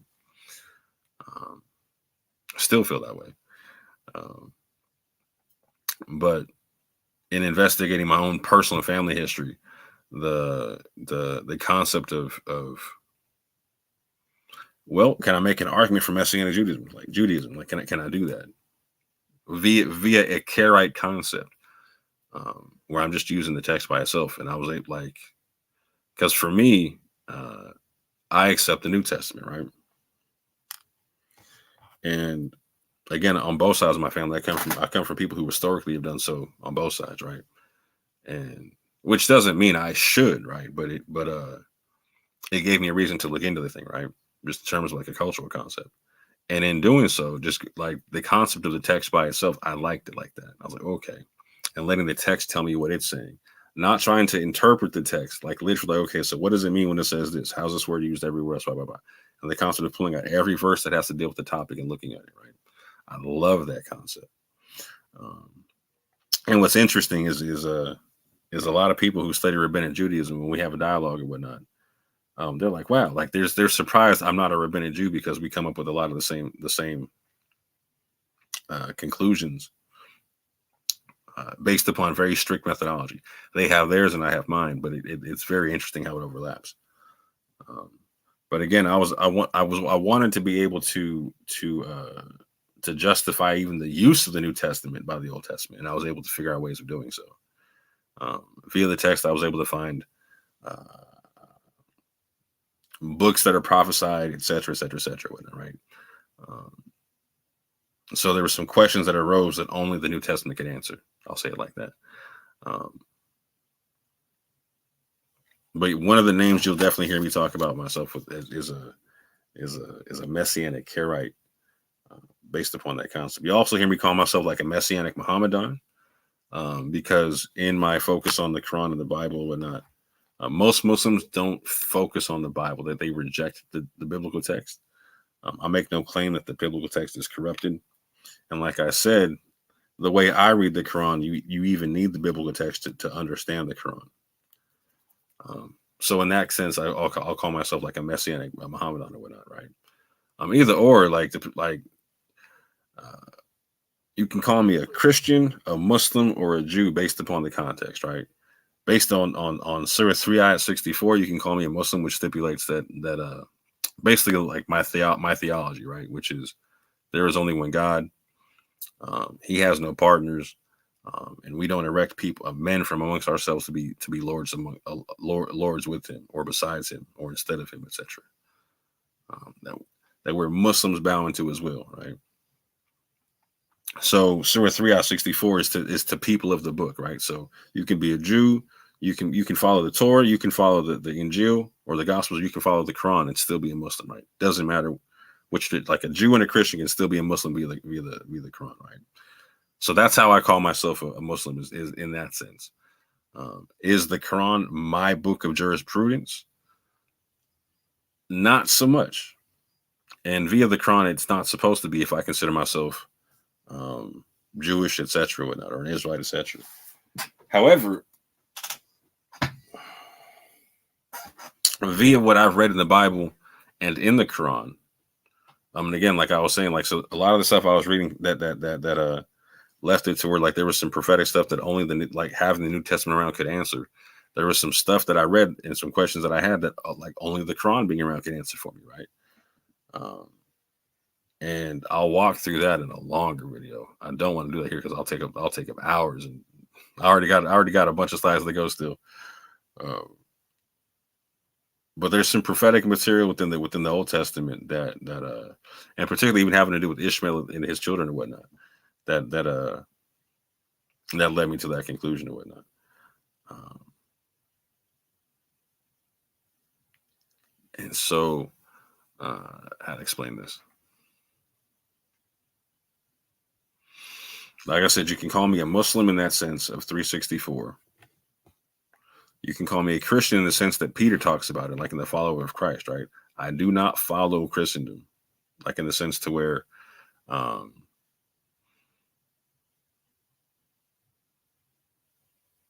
like organized Western Christianity, that's not my thing, right? I don't do Catholicism. I'm not a Protestant. Um, I'll get into a Christian tradition that I do get into though, because there is one particular one that I vibe hard. There's a couple of them that I really like. Like so, for instance, like I'm partial to the Ethiopian, but I'm very, very partial to Low Country Christianity or Gullah Geechee Christianity. I'll talk about that in a second. Um, but yeah, so you can call me a Christian in that sense, in the way Peter uses it, right? I don't refer to myself as such because a lot of Christians will get offended when I do such, right? But I defend myself calling myself a Christian the way Peter does, 100%, 100%, because I am a follower of Christ. I am a believer in Christ, 1,000,000%. Um, in terms of being a Jew, like again, I literally descend from what I would consider to be Anusim from both sides of my family, right? But more so, I also consider myself such from the concept of being properly circumcised in the heart and flesh, right? Um, and so um, you can call me any of the three if you wish: Jew, Christian, Muslim, whatever. I think going forward, I might just stick to my methodology and be like, like just call me a Karaite and a Quranist or whatnot, right? But either or, because I don't mind. I don't want to offend people, but at the same point in time, I don't mind someone calling me a Christian, Muslim, or Jew being a conversation starter, right? But at the very least, what you can understand, whatever you call me, is my methodology is going to be consistently the same. Christians call it sola scriptura, and they even kind of switch it up now on what they mean by that. But a Karaite and a Quranist have the same concept. They go by the text, and that's it. They don't go to outside text for jurisprudence or whatnot. They figure it all out from the text within itself. So that concept is consistent no matter how you look at it, no matter what you want to call me. Again, something I get into a lot is Low Country Christianity. This is something something that's been a passion of mine for the past few years or whatnot, and also connecting into my African American heritage and literacy in the religion thereof. Right. I got a bunch of videos on this stuff on my channel. Please go check them out. And check out what I'll be talking about this going forward, because I think there's a lot of profound things in Low Country Christianity that get overlooked because I think people think about it as a less underdeveloped form of Christianity, and nothing could be further from the truth. I think this is one of the most advanced forms of Christianity that's out there in the history of. It's beautiful. Like there's stuff in there that I think is so. It embodies the church that the Messiah left behind, and embodies the church that's prophetically spoken about in the Old Testament and whatnot. But yeah, I can't wait to get into this one going forward and whatnot. But yeah, this is a form of Christianity that I'm very akin to, and this is something I want people to understand. Like, so I don't want to do this here. I don't discourage people from being any one of the three: Jew, Muslim, Christian. Like, I'm not gonna, like, if you're a Christian, like, I'm not gonna tell you not to be in any way, shape, or form. I want you to be the best Christian you could be, and have the most peace with your text that you can. Right. Same thing with the Jew. Right. I'm not trying to make you stop being a Jew, fam. I don't want you giving up the Torah. None of it. Like, nah. I want you finding real peace within that thing. Right.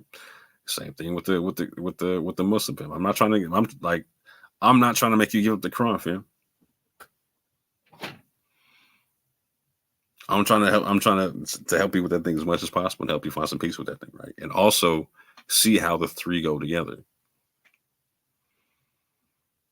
See how the three go together. Now, a lot of people are like, oh no, they can't go together. They don't go together. All right, cool. I hear you, and I'm down for the dialogue and I'm down for the debate.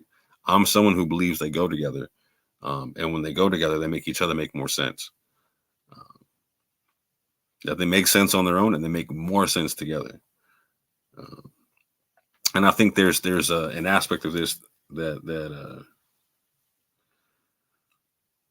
means a lot to me in the sense of like I used to be somebody who was atheist and agnostic, right? And one of the things that was on the top of my list was, the majority of the world believes in the same God. Whether you got the Muslims or the Christians or the Jews, they're talking about the same God in their books and whatnot.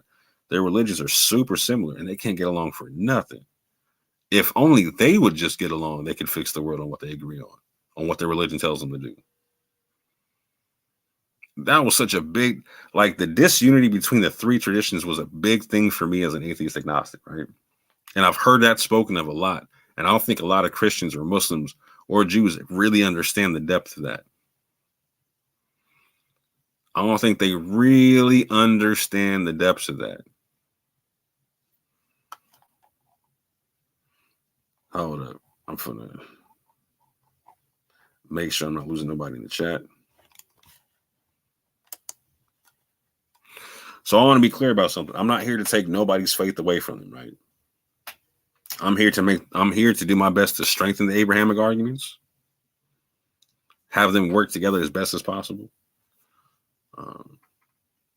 and take some arguments out of atheist mouths when talking about the Abrahamic traditions and whatnot. Because typically it's the Abrahamic traditions that atheists beef with. They're not beefing with Buddhists. They're not beefing with Hindus, fam. They're beefing with the Abrahamic traditions and whatnot, right? And there's arguments that they make that a lot of people in the Abraham traditions don't hear. They're not hearing where they come from, and they're not giving good rebuttals back too. And I think a lot of people feel like atheists don't have good questions or agnostics don't have good questions and whatnot. And I think nothing could be further from the truth. I think there's a lot of good, solid questions that they have that don't get answered well, and I think they have a lot of good reasons for why they have the questions that don't get addressed.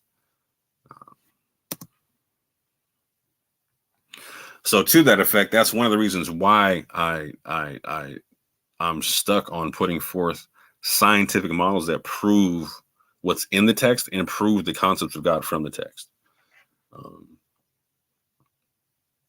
I think atheists have every right to ask for proof. There's like the concept of like, who is this that demands a test? I think is a little bit different than asking for some kind of proof, because the Bible doesn't call for blind faith, man. The word faith does not mean blind belief. I don't know what you heard, fam. The word faith is standing on something that you know to be true. Standing on something that you know to be true. It is not blind belief.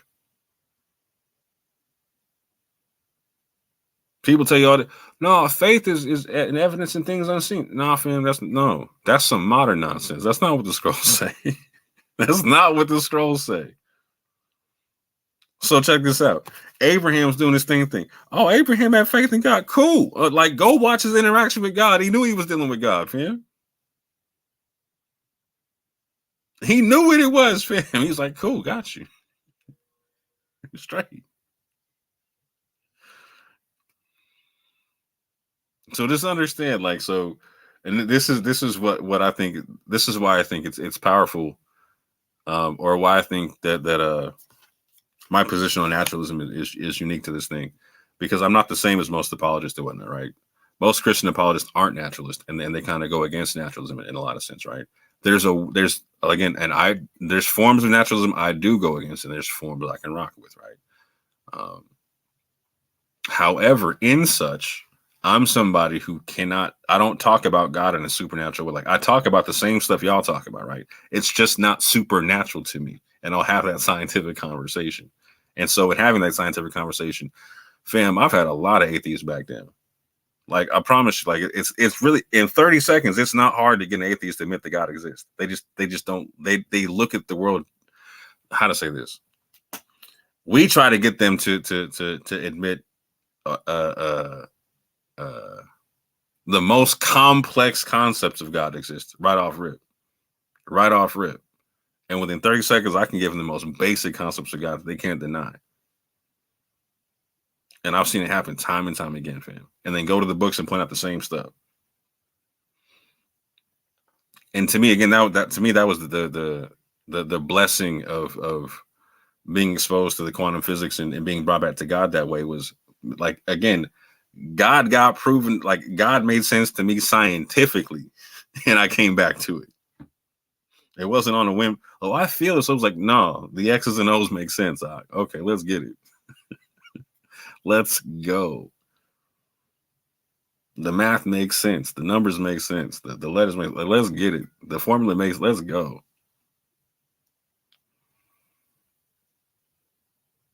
And again, to me, the power in proving God's. There's a power in proving God scientifically that is fantastic, because it's just like when you have my man out there against the priest of Baal or whatnot. You know what I'm saying? Like, it's a show and prove situation, right? If God is so real, why not prove God? Now the whole bit of, prove God, make God come to, like, no, fam. Like, again, you're acting like I got God on, like, no, you're acting like I command God to do stuff. You're tripping. That's not how this one works in any way, shape, or form, right? But I'm gonna point to God in creation, all that. I'm gonna point to God in a bunch of places where you can't deny God, fam. And to me, there's a real power and strength in that. And I will say this: that's not happening in the majority of of either the church, mosques, temples, all that type of synagogues, all that. I think there's a real lack of taking this seriously at this moment in time. And I think that it's a big reason why there's a lot of people leaving all the traditions and going into atheism, agnosticism. I think it's a big factor. Is not answering the questions, or not feeling, or trying to come up with non-answers to the questions to where you don't have to answer the questions, right? I think there's a lot of money getting left on the table, a lot of spiritual money getting left on the table for in not engaging these arguments. And the reality is this, fam. Like, if you think God is all that, engage the argument, fam. Because that's what atheists is gonna be like. So if you believe God is real, why are you trying to back away from proving the thing, fam? You get stuck. Oh, I don't have to. It's the blind faith thing. Like, okay, blind faith and the atheist are like they're coming at it with a rational concept and saying that you can't rationally explain the thing. There's problems with it. Like, you would accept it in a lot of other places. Well, you wouldn't. Hold on. You would accept that in religion, but you wouldn't accept that in a lot of other places in life, right? And so a lot of atheists see that as special pleading, and I personally don't disagree with that.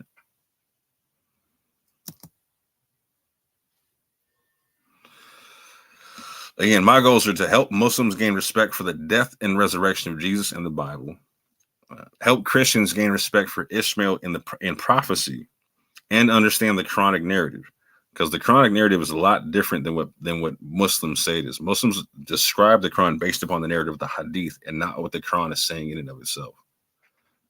I'm not saying Christians need to follow the Quran or accept the Quran as a scripture. That's never what I'm saying. I am going to respectfully ask people actually slow down enough to know what they're talking about and what they're reading, right? That much I will do, because a lot of Christians broad brush Muslims and people who believe in the Quran in ways that are very, very, very unfair. And I'll say this too: nowadays, I'm finding a lot of disingenuous apologists, from your top apologists, fam, that will refuse to debate your boy, but go debate amateurs on the thing, right? And that's going to stop very soon. I'm gonna start knocking a lot of people's scholastic doors. You heard? Another goal is to help Jews embrace Jesus as the Messiah, and their role as being a light to the nations or whatnot. Another set of goals is to give scientific proofs for the Exodus, give scientific proofs for the Table of Nations, give scientific proofs for a creator, period, and show atheists and seculars the superiority of God's government and moral law. This is, to me, one of the biggest aspects to me that's missing from a lot of modern conversation within the dialogue and debates with Christians, Muslims, like all this type of stuff, is God's government within the text in comparison to the government that the world brings. A lot of Christians don't talk about this. A lot of Muslims don't talk about this, and a lot of Jews don't talk about this. But when you read that text, God has a government, and that government has a superior structure to any other government that you're going to compare it to. Now, for me, this stands out because when I was going to college and whatnot, one of the things I studied a lot was government and the philosophies of governments and government structures and all that kind of stuff. I love that type of stuff. I've worked on political campaigns. I'm very, very politically minded, etc. Hell, I've even thought about running for office myself sometimes, right? And I may or may not in my lifetime. Who knows, right? But one thing that stood out to me in comparing and contrasting government structures is, wow, the government in the Bible, the structure of this thing, the social structure of this thing is phenomenal from top to bottom. From top to bottom.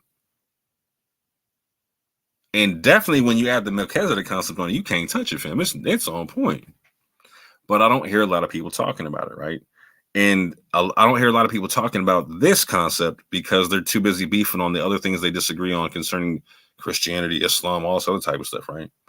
And so I think there's a real disservice being done in terms of how Muslims, Christians, and Jews are representing their own God to the world.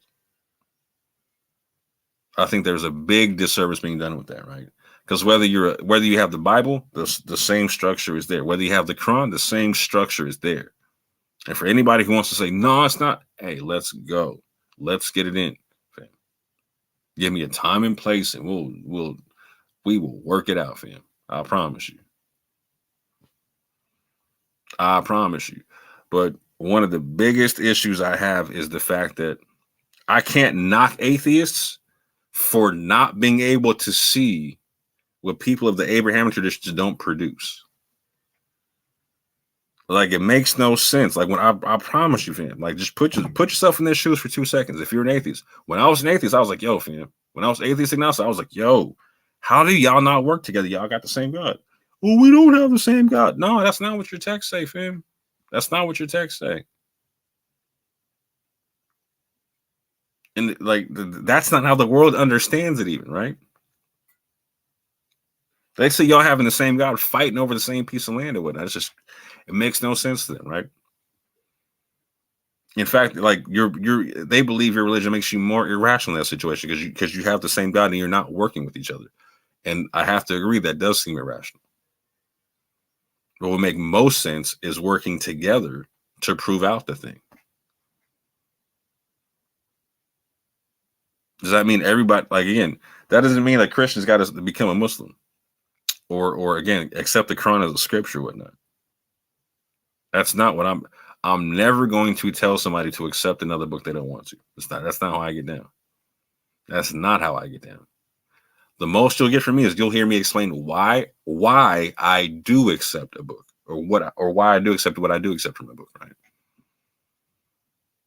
That's the most you'll get from me. I'm not going to say, oh, you need to get this. No. But if you're disrespecting a book, right? Or if you're going through a book saying like you're being mad authoritative about it, no, I'm gonna be like, you might be missing this part here. You might be missing that part there. Let's talk about it. Let's talk about it. And when we dev the topic, can we please start taking care of the least of these? So the atheists and agnostics in them have no reason not to believe what we're talking about. Because right now they see religion as a hustle, as a whole hustle game.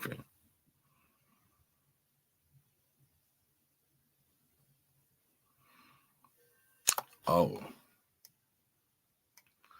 got some questions coming. That's what's up. Oh, that Majik said some stuff.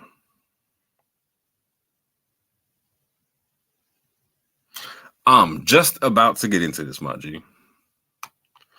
Just about. You came in at the right time.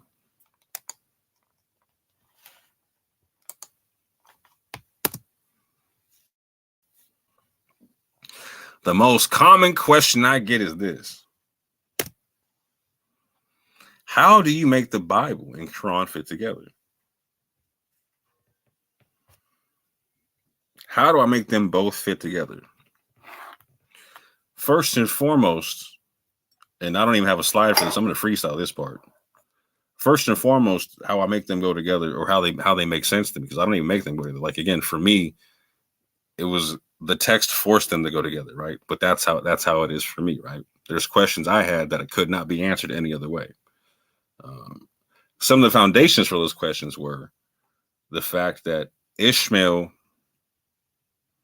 receives the covenant of circumcision, is told will be a great nation, and part of that covenant of circumcision is that God will be with him and his descendants and whatnot, right? Agree with everyone out there that he doesn't get the covenant given to Isaac, but he partakes of that covenant of circumcision and whatnot. And it literally does say that God is with the lad.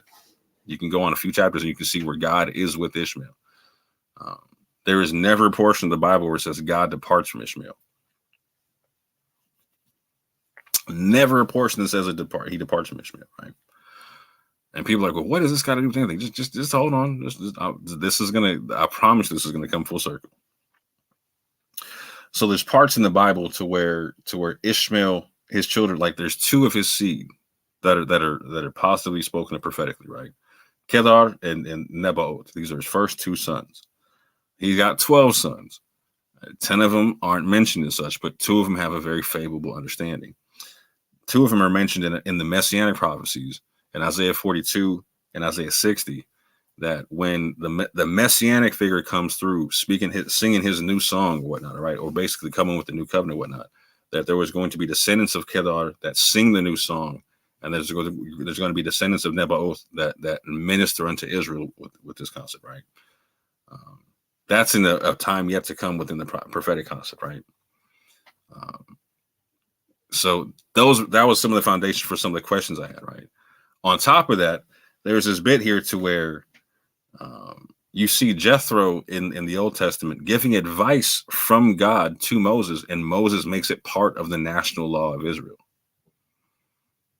So Jethro is the high priest of Midian, right? Midian is part of the Abrahamic covenant, right? And you even see again Moses' wife was a poor circumcised in the child, etc., whatnot, calling him a bloody husband, all that kind of stuff, right? The Midianites are again under that covenant of circumcision. Children of Keturah, all that type of stuff, right? Abraham's third wife.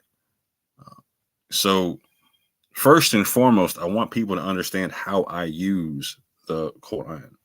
I don't use the Talmud.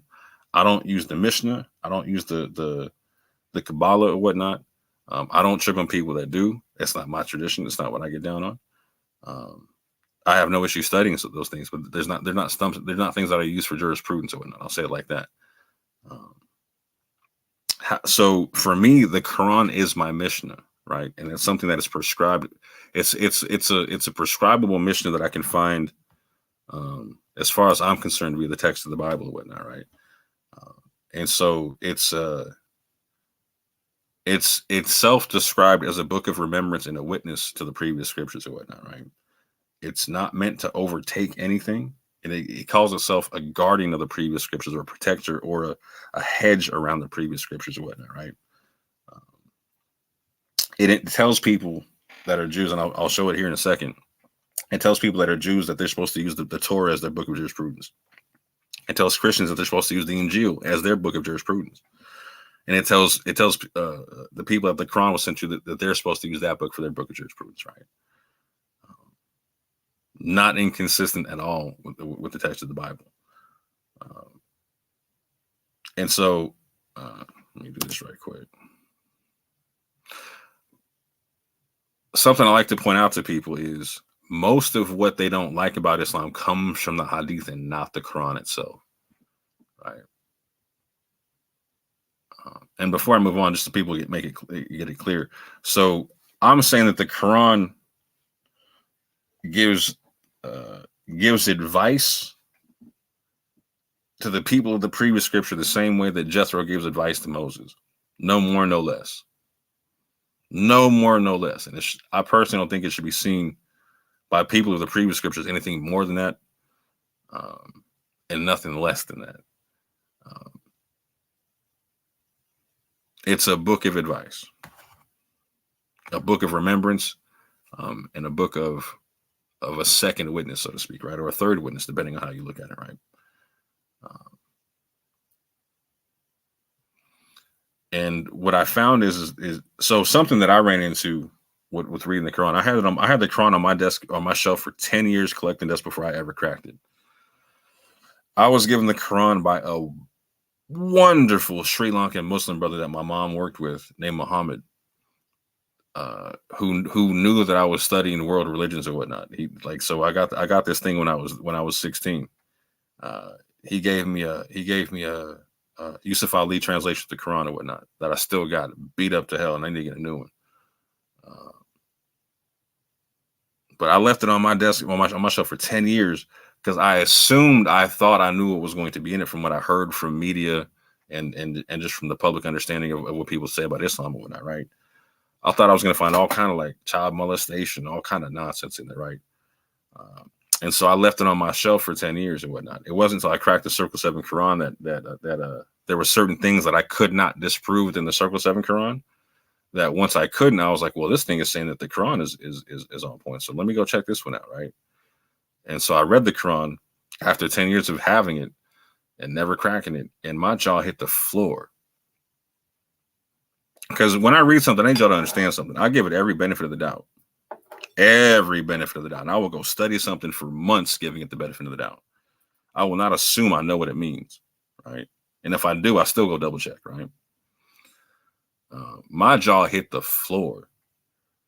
I read the Quran for a good 3 years before I even heard of the Hadith. Before I even ran into them, and I was shocked. I was like, "Y'all do what?" I'm out to this day. I remember a girl told me like, "Oh, well, you're just using the Quran. We use more than the Quran." I was like, "Well, what do you mean more than the Quran?" I was like, "Oh, we have other books like Hadith and Tafsir." I was like, "What's that?" Oh, these are narrations of the Prophet and commentaries, and I was like, "Oh, word, really?" And so it started a conversation with the same person and other people. So I was like, well, when I read the book, it says the opposite. It says you can't take that stuff and that you're supposed to only use the previous scriptures for what you're talking about, which started a whole big fight, right? To which I understood. I was like, oh, wow. Muslims are understanding this book from a whole different perspective. And a different perspective than what the book is saying to get it from. I was like, wow, this is interesting. Very, very interesting. I remember dealing with some Muslims in Speaker's Corner and whatnot. Shout out to the homie Mohib and whatnot. I used to deal with some Muslims. It was like an interfaith dialogue, right? So it was we had Shias, we had Salafis, Salafi Sunnis, we had Sufis, and we had me as the Quranist, and we would just get it in. And something that I was told, because a lot of people would be like, well, no, I don't understand what you're saying. I can't believe that. And then I would go through the Bible and the Quran with them. And something they told me that it was profound. It showed me to the core was they were like, wow, your understanding of the Bible and the fact that you've read it your whole life, like it gives you a way better basis for understanding the Quran than what we have. It's like I'm like listening to you talk. I understand how much of the Quran I don't get because you're able to match it up with the previous scriptures, and I understand it better now.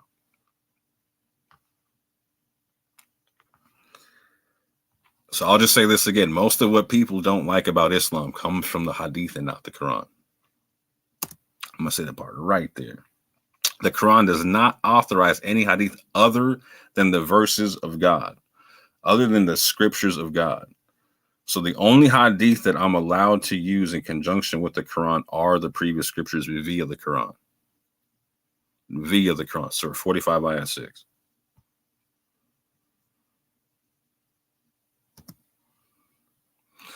The Quran says that it is the best hadith with many reiterations therein, and it's the best tafsir.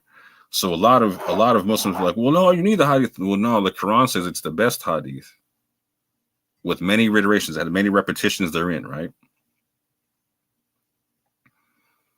And it says that it's the best tafsir. So when they talk about like, no, these are the tafsirs of the scholars you need. No, the Quran itself says it's the best tafsir.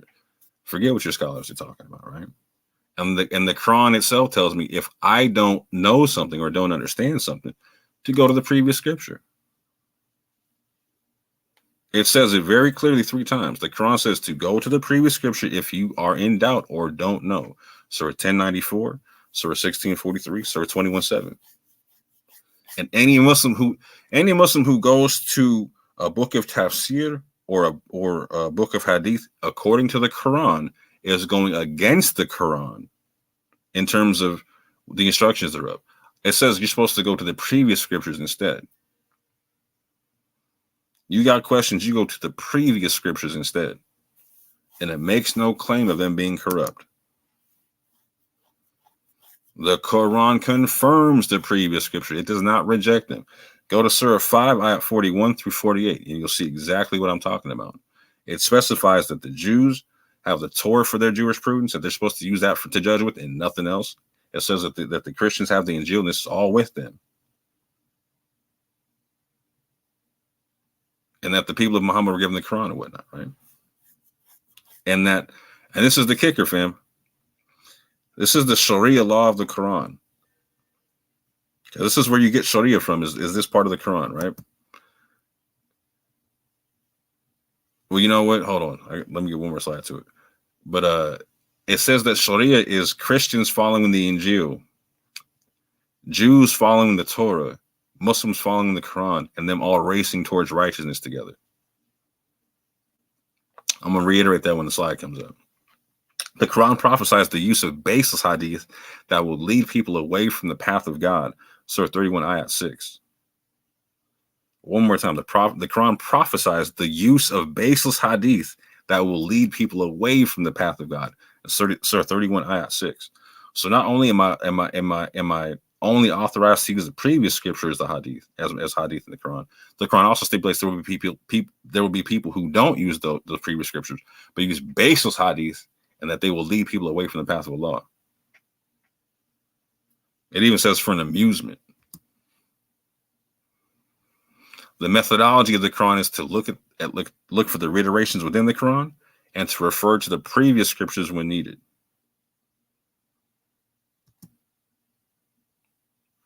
Sharia law in the Quran is the Jews following the Torah, the Christians following the Gospels, and the Muslims following the Quran, all racing towards righteousness.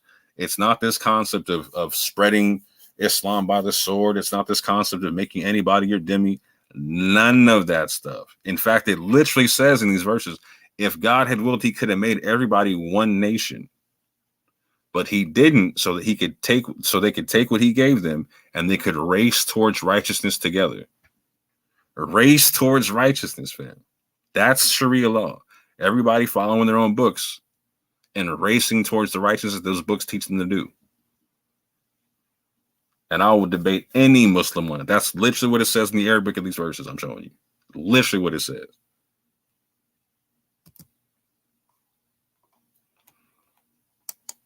Hold on real quick. Oh man, I'm over 2 hours already. Let me see where I'm leaving people behind that.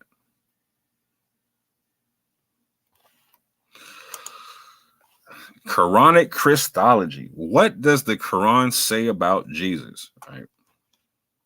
So again, not what Muslims say the Quran says, like not what the Hadith say, not what Tafsir say, but when I go to the Quran, right, and I use its methodology of going to the previous scripture for clarity, what does it say? It says that Jesus is a messenger, that he's the Messiah, that he's the Word of God, that he's a spirit from God. And this is the part that I really want my Christian brothers and sisters to listen to and understand, right? In Surah 4, ayat 171, in the word by word of the Arabic, it literally says that Jesus is the Son of God.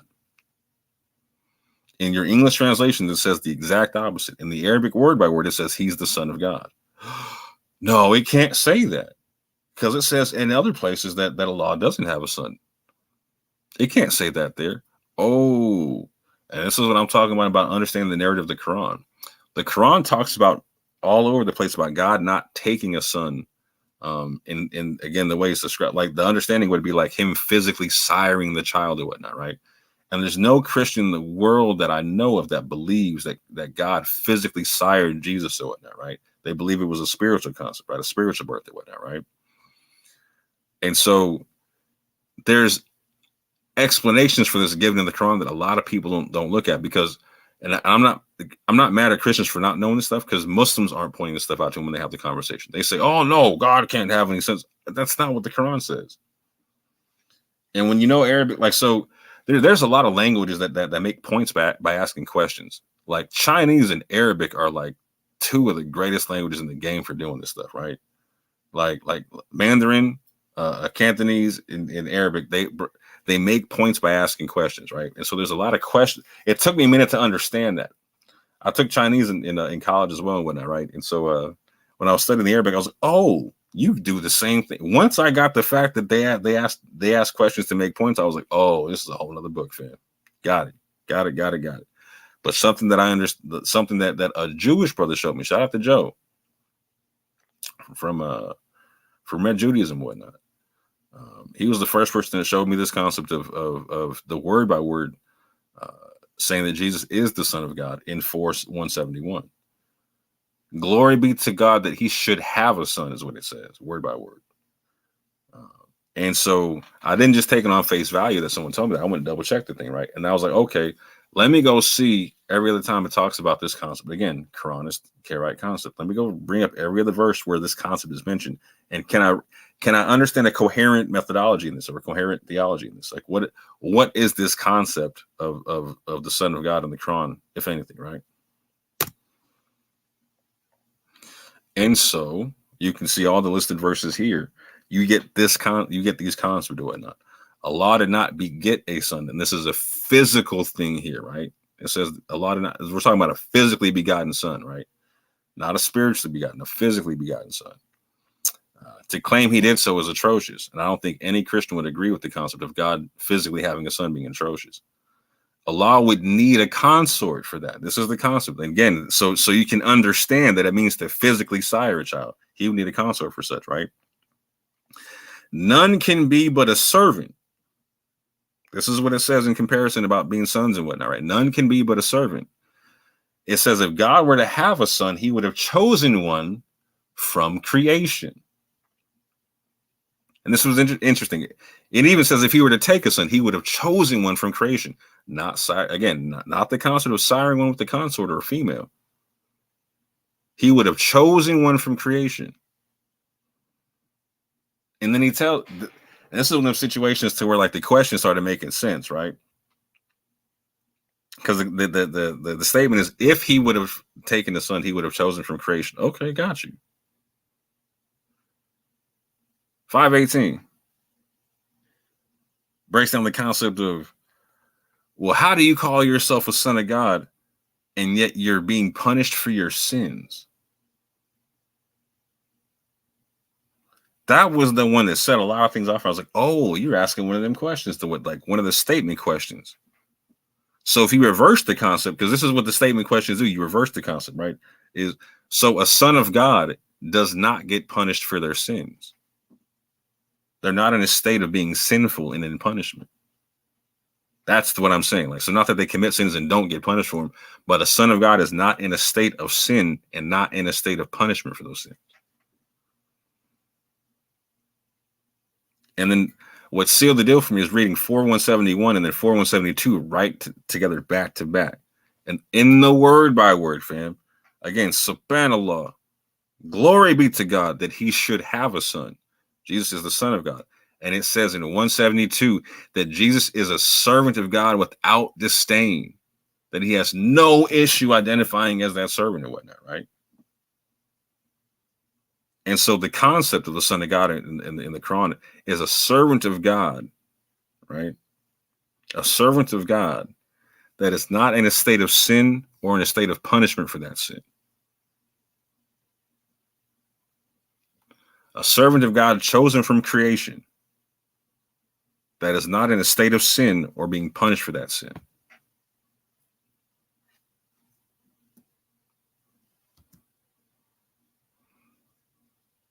Something that a lot of people also have an issue with is they believe that it says that Jesus did not die on the cross in the Quran. And this is something I debate and will debate till the day I die. No, the Quran 100% confirms Jesus died on the cross and was taken in death and was raised to God. Surah 355, 457 through 158, 177, and 1933. This is something that I will debate any day with a Muslim or a Christian who opposes the thing, right? And have done so in the past very successfully. I'm trying to speed through this because I'm already past 2 hours or whatnot. Quranic Christology. Now, here's something to understand, right? So, what is the Quran saying about Jesus that it's trying to remind people of or whatnot? That I also believe is textually consistent with the Bible and the language of the Bible or whatnot, right? It says that Jesus is not Allah, and a way to understand that is Jesus is not the Father. People are like, well, Allah is not a father in the Quran. Oh no, I beg to differ. I beg to differ. He calls mankind his successors in the earth. We are his inheritors in the earth. We are his adopted children, is what that's saying. We are his Khalifa, is what it says. We are his successors or adopted children in that sense, right?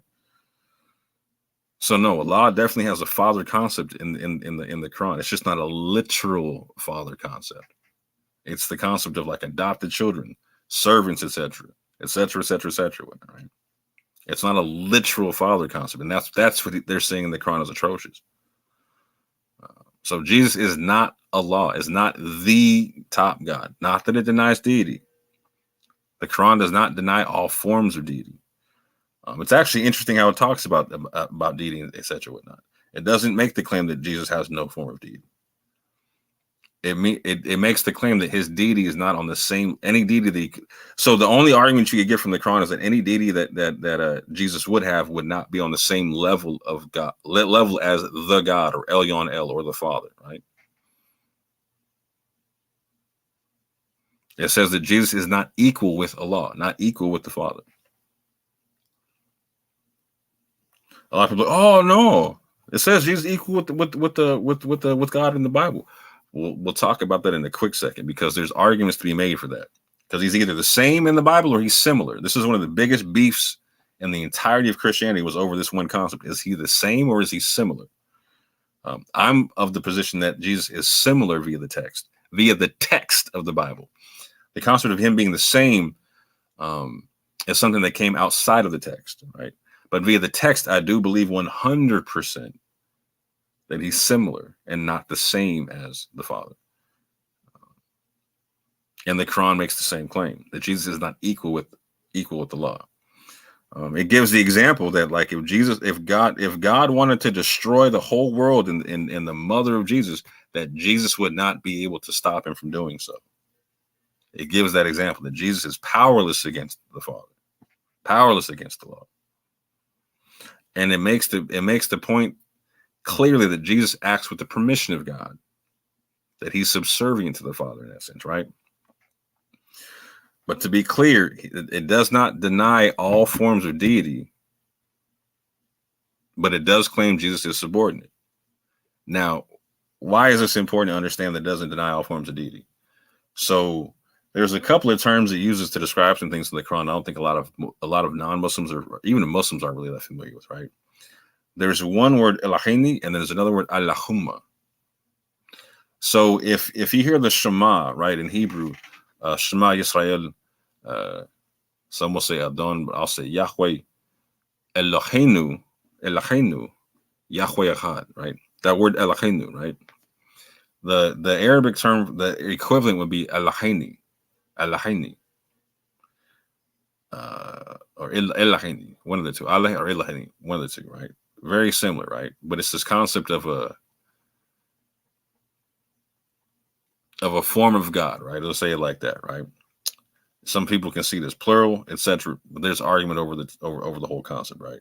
However, what it says in the Quran is don't take that there was never a command to take or something to the effect of there's never a command for Jesus to take Jesus or his mother as gods plural, Elahini, instead of or in place of Allah. A lot of Christians like to say like, oh, this is where it's talking about the wrong Trinity. No. In Arabic, it says instead of or in place of Allah, not along with, instead of or in place of.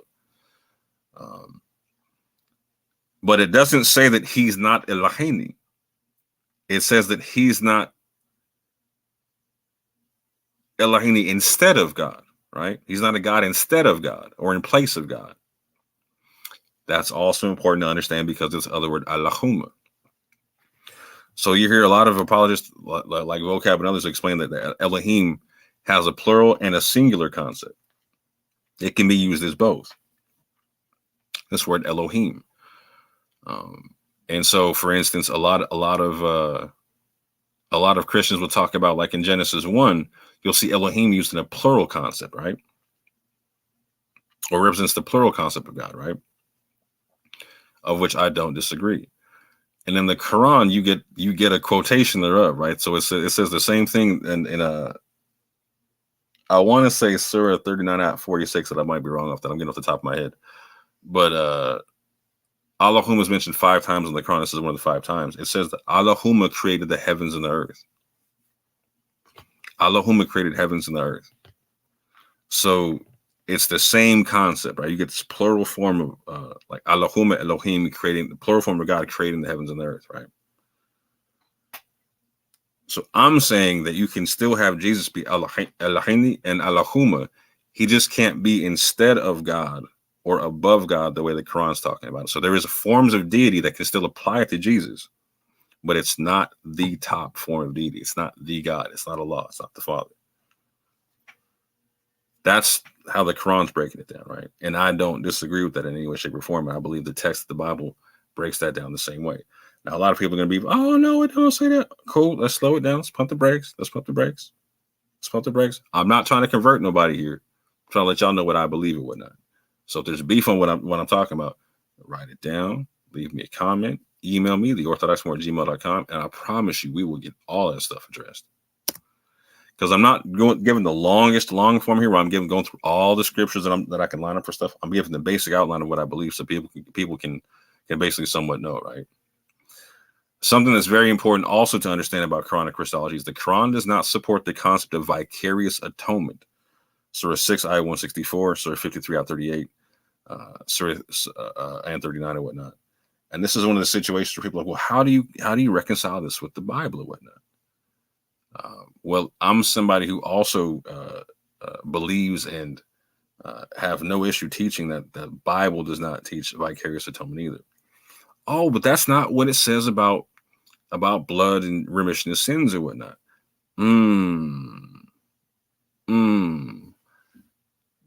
Can't wait to have that conversation. So in Jeremiah 31, like the sign of the new covenant is literally that people will die for their own sins, that other people will not die for their own sins. And there's a saying about sour grapes that shall no longer be said in Israel about the parents eat sour grapes and the children's teeth are set on edge, right? This is mentioned again in Ezekiel 18, where it's, again, all souls are mine is what it says, and the soul that sinneth, it shall die, right? There's this concept to where in the new covenant, this vicarious atonement concept is not there.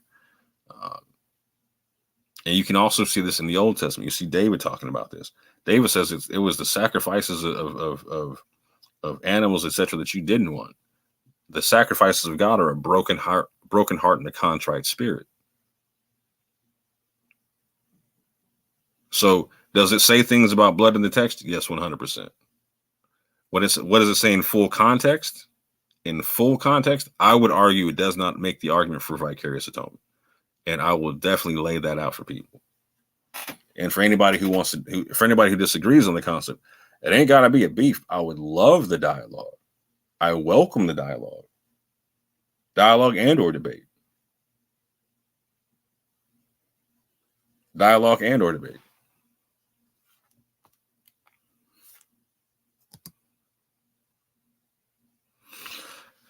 I'm going to talk about this from an Israelite Jewish side right quick, in terms of the Quran and whatnot. Something I found very intriguing about the Quran is what it has to say as a reminder to the children of Israel and whatnot. And I think this is also important for Christians to listen to. It asks the children of Israel, the Bnei Israel, to remember their covenant, to remember their Sabbaths, to remember their scripture, to remember that Jesus is the Messiah, and remember remember their second gathering, right? That they'll be gathered again from the nations or whatnot. But I like how the Quran says that, it says that they can mess it up if they're not righteous and whatnot, right? But it says again, remember their covenant, Sabbath, scripture, Jesus as the Messiah, and their gathering. I thought that was super interesting, right?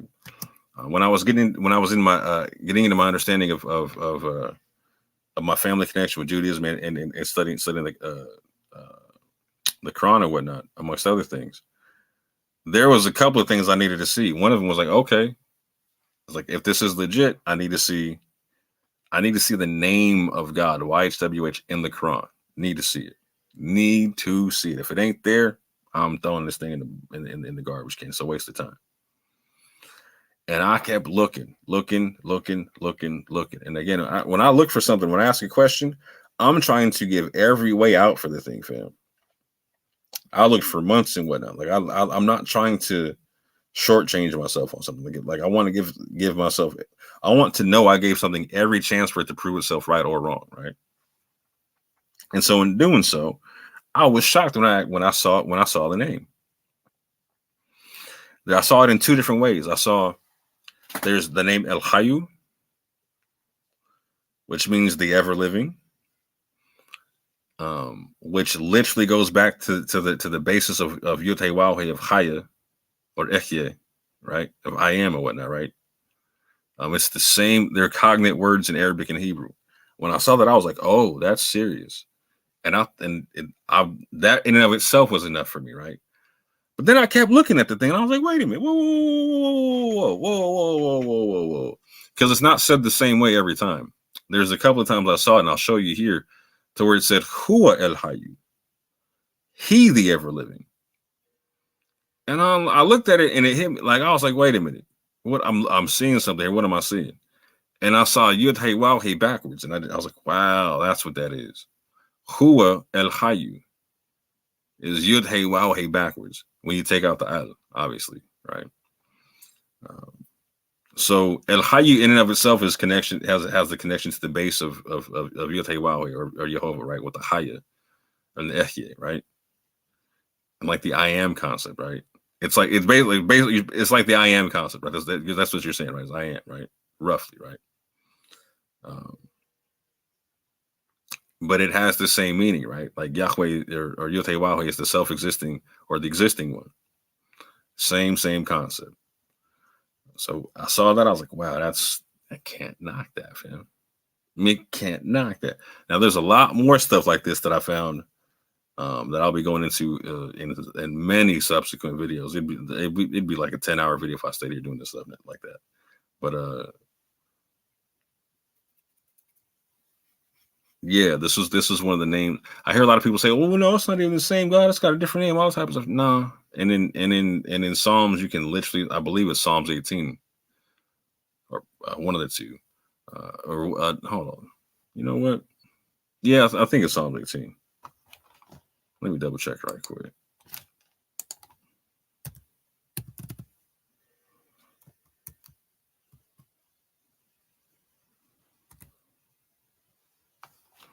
Let me check right quick.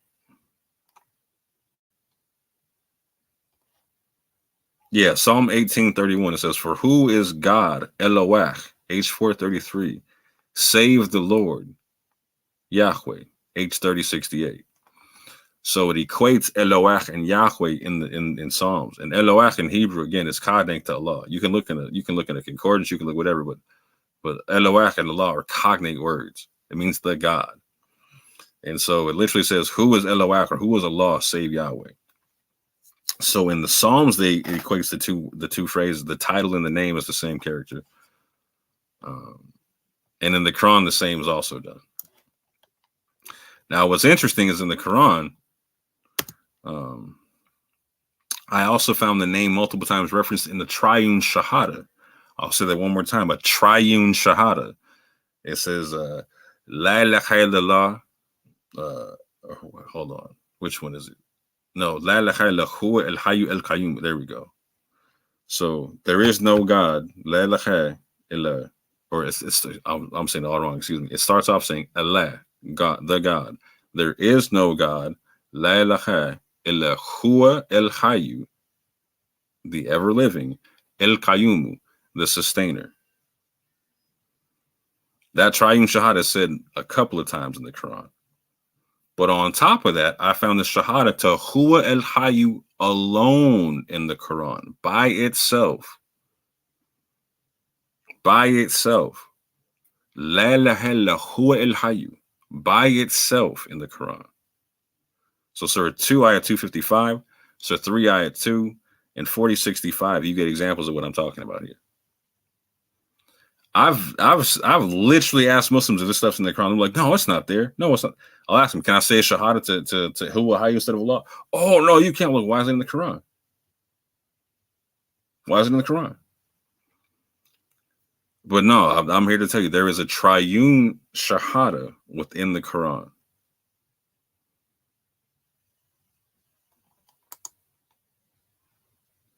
The Quran does not reject the complex unity of God. I want to be clear about that. It does not reject the complex unity of God, nor does it reject a triune God. The Quran rejects tritheism. So it does not make the automatic claim that if you're a Christian, you believe in tritheism. It's saying that there are some Christians that do, right?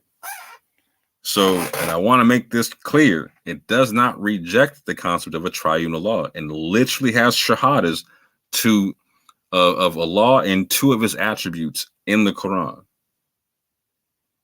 Allah, la ilaha illa huwa el hayyu el qayyum. Allah, there is no God except He, the ever living, the sustainer. That's in the Quran more than once, fam. So again, there's triune shahada showing that there's no rejection of a triune concept, but there is a rejection of a tritheistic concept. Now, does that say that the Quran endorses the Trinity? No, I'm not saying that. I'm saying the Quran does not reject the concept of God being triune. That's not necessarily triune and Trinity are not necessarily the same things, and this is something that we need to slow down and understand the nuances of. Just like tritheism and triune are not the same thing. Just like tritheism and the Trinity are not necessarily the same things, but they can be, depending on how it's described. I've heard a lot of modern Christians describe the Trinity now in such a way they're like, I can't make a tritheism in any way, shape, or form. But they've also changed how they define talking about the Trinity. The old doctrine of the Trinity was one God, three persons, distinct, co-equal, co-eternal, co-substantial, right? Well, in modern times, they've combined co-substantial and co-equal and made it to where like they're just one in essence, and that's all it is, right? That's not quite what the doctrine of the Trinity says. But if that's what Christians are saying it is now, I can't knock that, right? I'm not saying that that's tritheism. And the Quran wouldn't make that claim either if you're talking about the Trinity that way. But in terms of the co-equal, co-eternal, co-substantial, and also being separate and distinct personages, there's literally, as far as I'm concerned, no way not to make that tritheism. No way not to make that tritheism. So I want people to understand, I'm saying that triune and Trinity are not necessarily the same thing. Not necessarily the same thing. And I'm definitely saying that the Quran does not reject the concept of God being triune or having a complex unity. And I know people can scratch us like, what? How does this work? I promise. We'll walk through this in a second. So real quick, I want to put this in there for people who are talking about like, well, how you throw away the hadith and whatnot, man? You're just trying to rewrite Islam and all this kind of stuff. This is ahistorical to the game. No, it's not. And something I bring forth and I talk about with people all day. And I've people ran from debates on this, like people like Bob the Builder from Speaker's Corner and whatnot, like asking me his Quran is untenable. We had an agreed upon debate, and he ran from the thing and whatnot, right? On top of people like David Wood running from like a Surah 61 debate or whatnot, God Logic, others and whatnot, right? People be like, oh, well, no, this is ahistorical. No, it's not. The Hadith traditions were not around by the time Moors went into Spain in 711 AD. They came afterwards. The Hadith traditions came afterwards, fam. So the Moors went into Spain in 711 AD with no madhab, no school of jurisprudence, no books of Hadith and whatnot, and they were there for some decades before it showed up. So no, this is not a historical. The Moors were in Spain over 65 years before Al-Muwatta Imam Malik was written, which is the first book of Sunni Hadith that you can find, right? Which was written roughly 780 AD. 65 years, fam. So no, the concept of not using Hadith is not ahistorical. In fact, there were even jurists and other schools of thought prior to Sunni Islam that did such, right? But again, just to be clear, so Imam Malik was born born the year the Moors went into Spain, fam. Born the year they went into Spain. Understand that. Born that year. So his hadith definitely didn't come before that. And again, so people understand, before there was Sahih al-Bukhari, there was Al-Muwatta Imam Malik. Had very few hadith in it. Around 2,000 hadith and whatnot, right? And just so people understand that there's different grades in hadith. There's da'if, there's the weak, then there's more than I'm about to say here, but I'm about to say 3. There's sahih, which is authentic. And then there is mutawatir, which is massively transmitted, right? So the Quran, for instance, is on the level of mutawatir. Massively transmitted. It went everywhere, right? Sahih does not mean that. It's a step below that. When it comes to hadith that are mutawatir, there's a little over 300. There's a little over 300 mutawatir hadith. You saw the Saudi prince talking about, let's get rid of all the hadith that aren't mutawatir, and people were tripping because there would only be 300 some, maybe 312, 315 hadith left, something like that, right?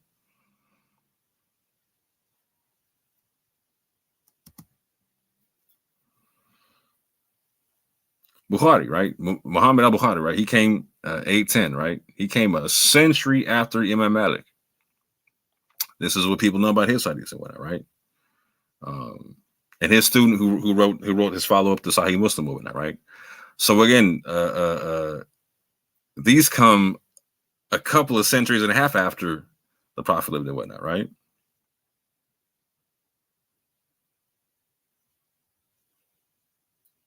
And again, this is way out. Like, so again, my man is born a century after the Moors go into Spain. A century. So is his student who was writing Sahih Muslim and whatnot, right? These traditions come a century after the Moors go into Spain. Oh, excuse me. Not even traditions. The people who write the traditions are born a century after the Moors go into Spain.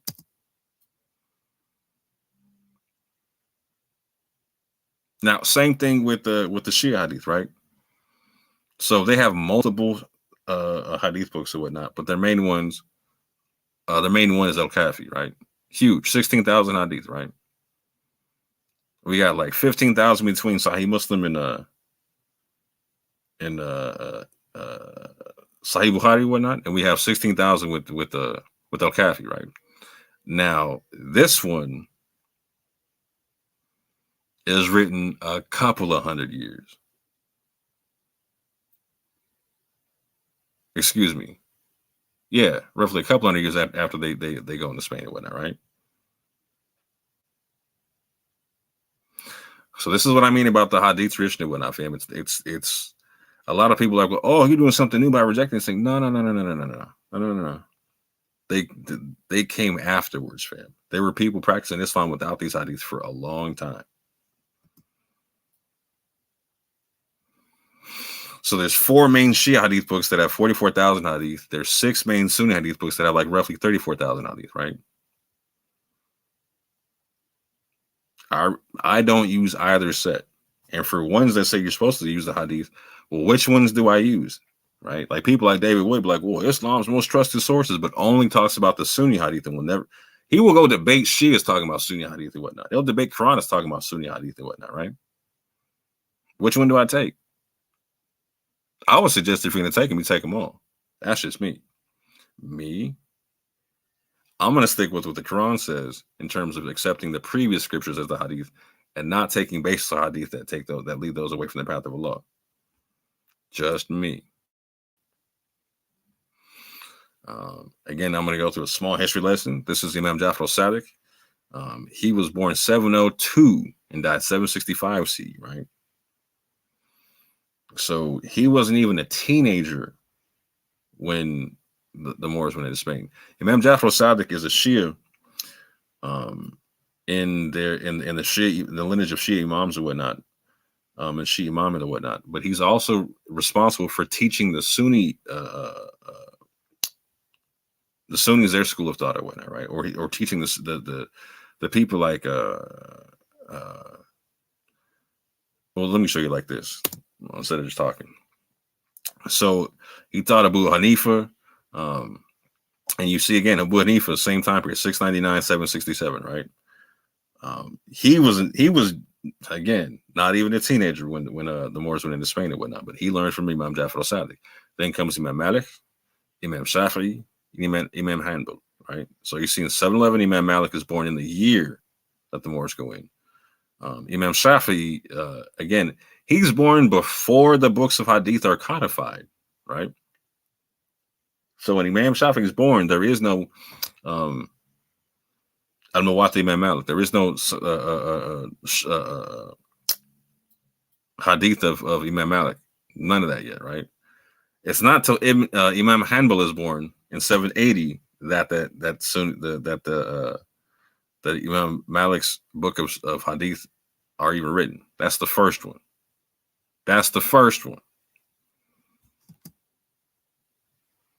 Now, during that contemporary with that same time period is a man named Ibrahim Nazim, who was a Mutazilite theologian and jurist in the courts of Caliph al-Ma'mun. He's a jurist in the courts of the Caliph. He outranks these men. Y'all got to understand this, man. And he's part of the Mutazilite school of theology, right?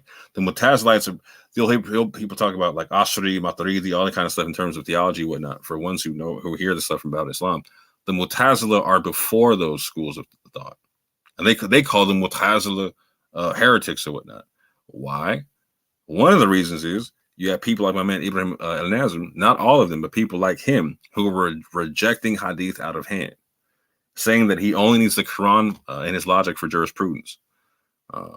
He rejected Hadith for jurisprudence and rejected the validity of consensus and also rejected analogical reasoning. This is the basis for modern Sunni jurisprudence, is all the things this man rejected before it became their basis for it.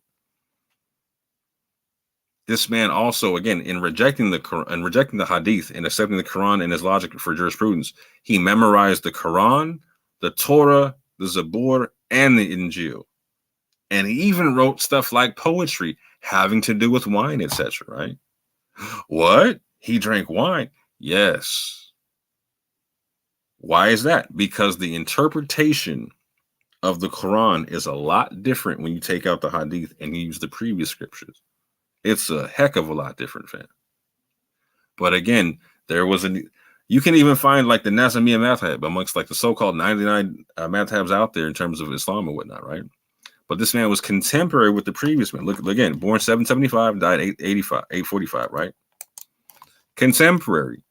He's older than Imam Hanbali, younger than Imam Shafi'i.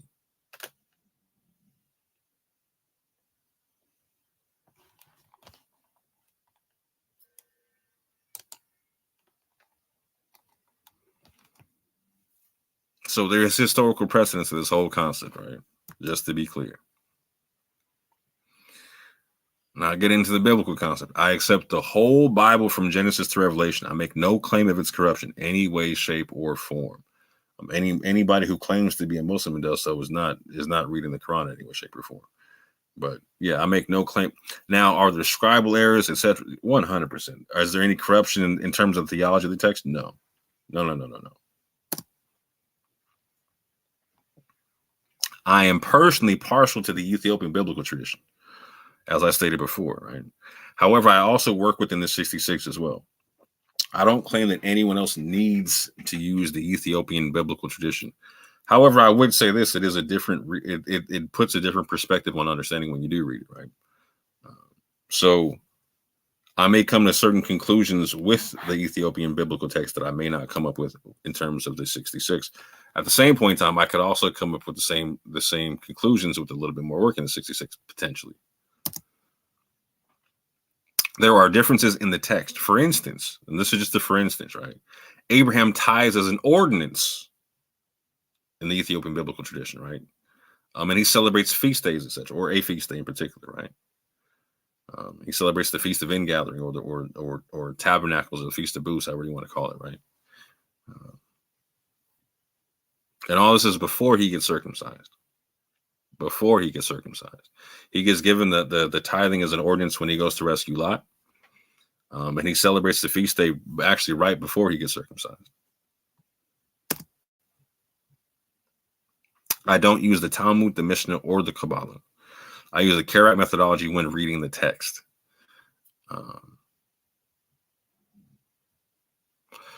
So when I say earlier that I use the Quran as my Mishnah, right? Like, so I do not use the Quran to supersede what the Bible actually says. Either the Bible says what the Quran is saying, or the Quran is off on that thing, right? Like, so, for instance, if there's a suggestion, right? So, for instance, I was talking about like the Christology of the Quran in terms of Jesus not being the same or equal to Allah, right? It's not that. So people shouldn't take what I'm saying as like, okay, if the Quran says that, you should take that in the Bible. You should take that as to what the Bible should understand, whether the Bible says it or not. No, no, no, no. I'm saying that the Quran is making suggestions in terms of what the Bible actually says. So I'm saying if that there's many verses that agree with the concept that Jesus is not similar or not the same, but similar to. One of the biggest fights in the history of the game when it came to Christianity was defining, is he the same or similar, to the point where they made up a new word to talk about how he was equal and whatnot, right? Or the same, co-substantial, like all that stuff, right? So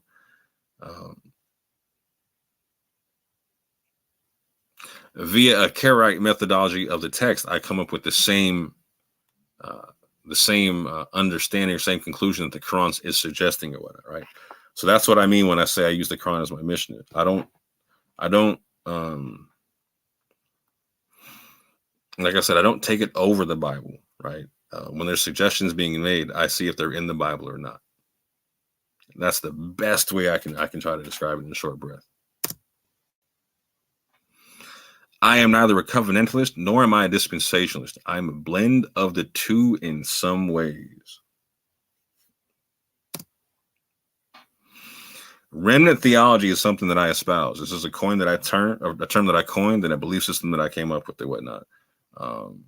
In particular, to describe my differences with covenant theology, in particular, progressive covenantalism and whatnot. But I also found in doing so that I'm a little bit different than some dispensationalist on certain things.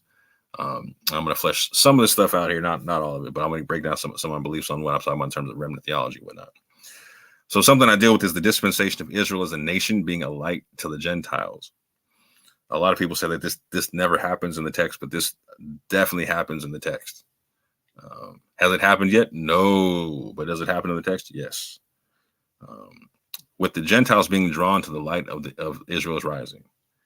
And I give all my subsequent verses for that. Not all of them, but like some relevant ones that won't inundate everything here. Isaiah 42:6, Isaiah 49:8, Isaiah 60:63, Luke 2:32, Acts 13:47, Revelation 21, the whole chapter. But this is the dispensation that I'm talking about, right? So this is what I'm talking about. I'm going to blend the two. So I'm going to talk about a covenant or some covenants and some dispensations and whatnot, right? This is why it's a blend. So I believe in the dispensation of Israel being a light to the nations. And I believe, and again, Gentiles being drawn to the light of that rising. And I also talk about the concept of under the covenant of Israel being made a covenant for the people, Israel receiving a covenant of peace, and again, all this being wrapped up in the new covenant of Jesus and whatnot, right? And again, I give some of the similar verses there. Isaiah 42:6, Isaiah 49:8, Isaiah 54:10, Jeremiah 31:31-33, Ezekiel 34:25, Ezekiel 37:26, Matthew 26:28, Mark 14:24, Luke 22:20. But that one there about Israel being made a covenant for the people, that's one I think people really overlook, is that whole that concept of that Israel is a covenant for the people. Because a lot of people are like, oh, well, that's just Jesus. There's something I'm going to be touching on here in terms of that language that's applied to Jesus and to Israel that I want people to really pay attention to. And this is one of them concepts. The nation of Israel and Jesus have the same messianic language applied to them both. Pointing to a dual fulfillment of this messianic prophetic language.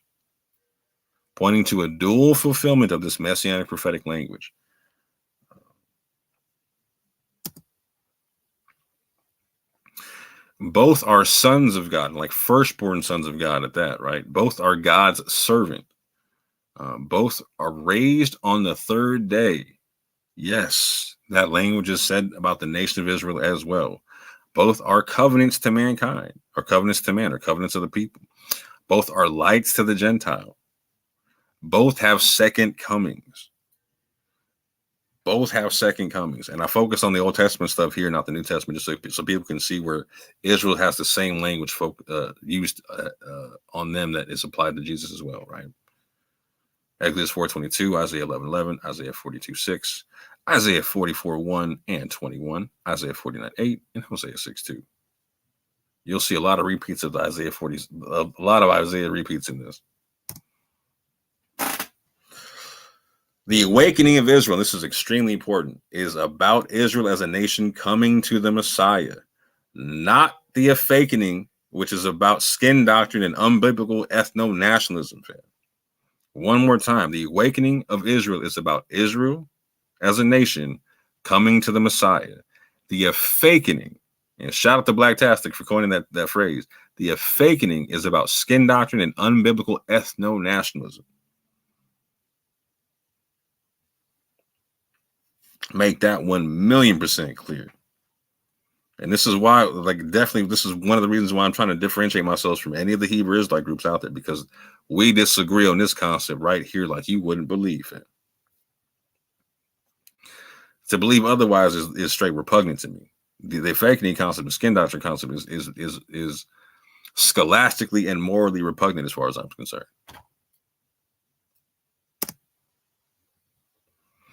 Israel does not draw the Gentiles to the light of the rising by waking up to an asserted black identity of true Israel and preaching skin doctrine on street corners, inside churches, temples, or on the internet. That's not the awakening in the Bible, and that's not how Israel draws Gentiles to the light of the rising. How was it done in the text? How does the text say it's done? I would really like for some of the Hebrew Israelites to break this part down to me and see if I'm lying about this part. But this is what the text says that I read. Israel's light and new revived flesh are from coming to the Messiah, loosening the bands of wickedness, undoing heavy burdens, freeing the oppressed, giving bread to the hungry, taking in the poor, clothing the naked, not hiding from their own flesh, taking away yokes among them, not pointing fingers, not speaking vanity, and drawing out their souls to the hungry and afflicted soul. Then shall their light rise in obscurity. Then the Lord will guide them, make their bones fat. Shout out to the valley of dry bones and whatnot. Make their bones fat, build up the wasted places, and raise up the foundation of many generations.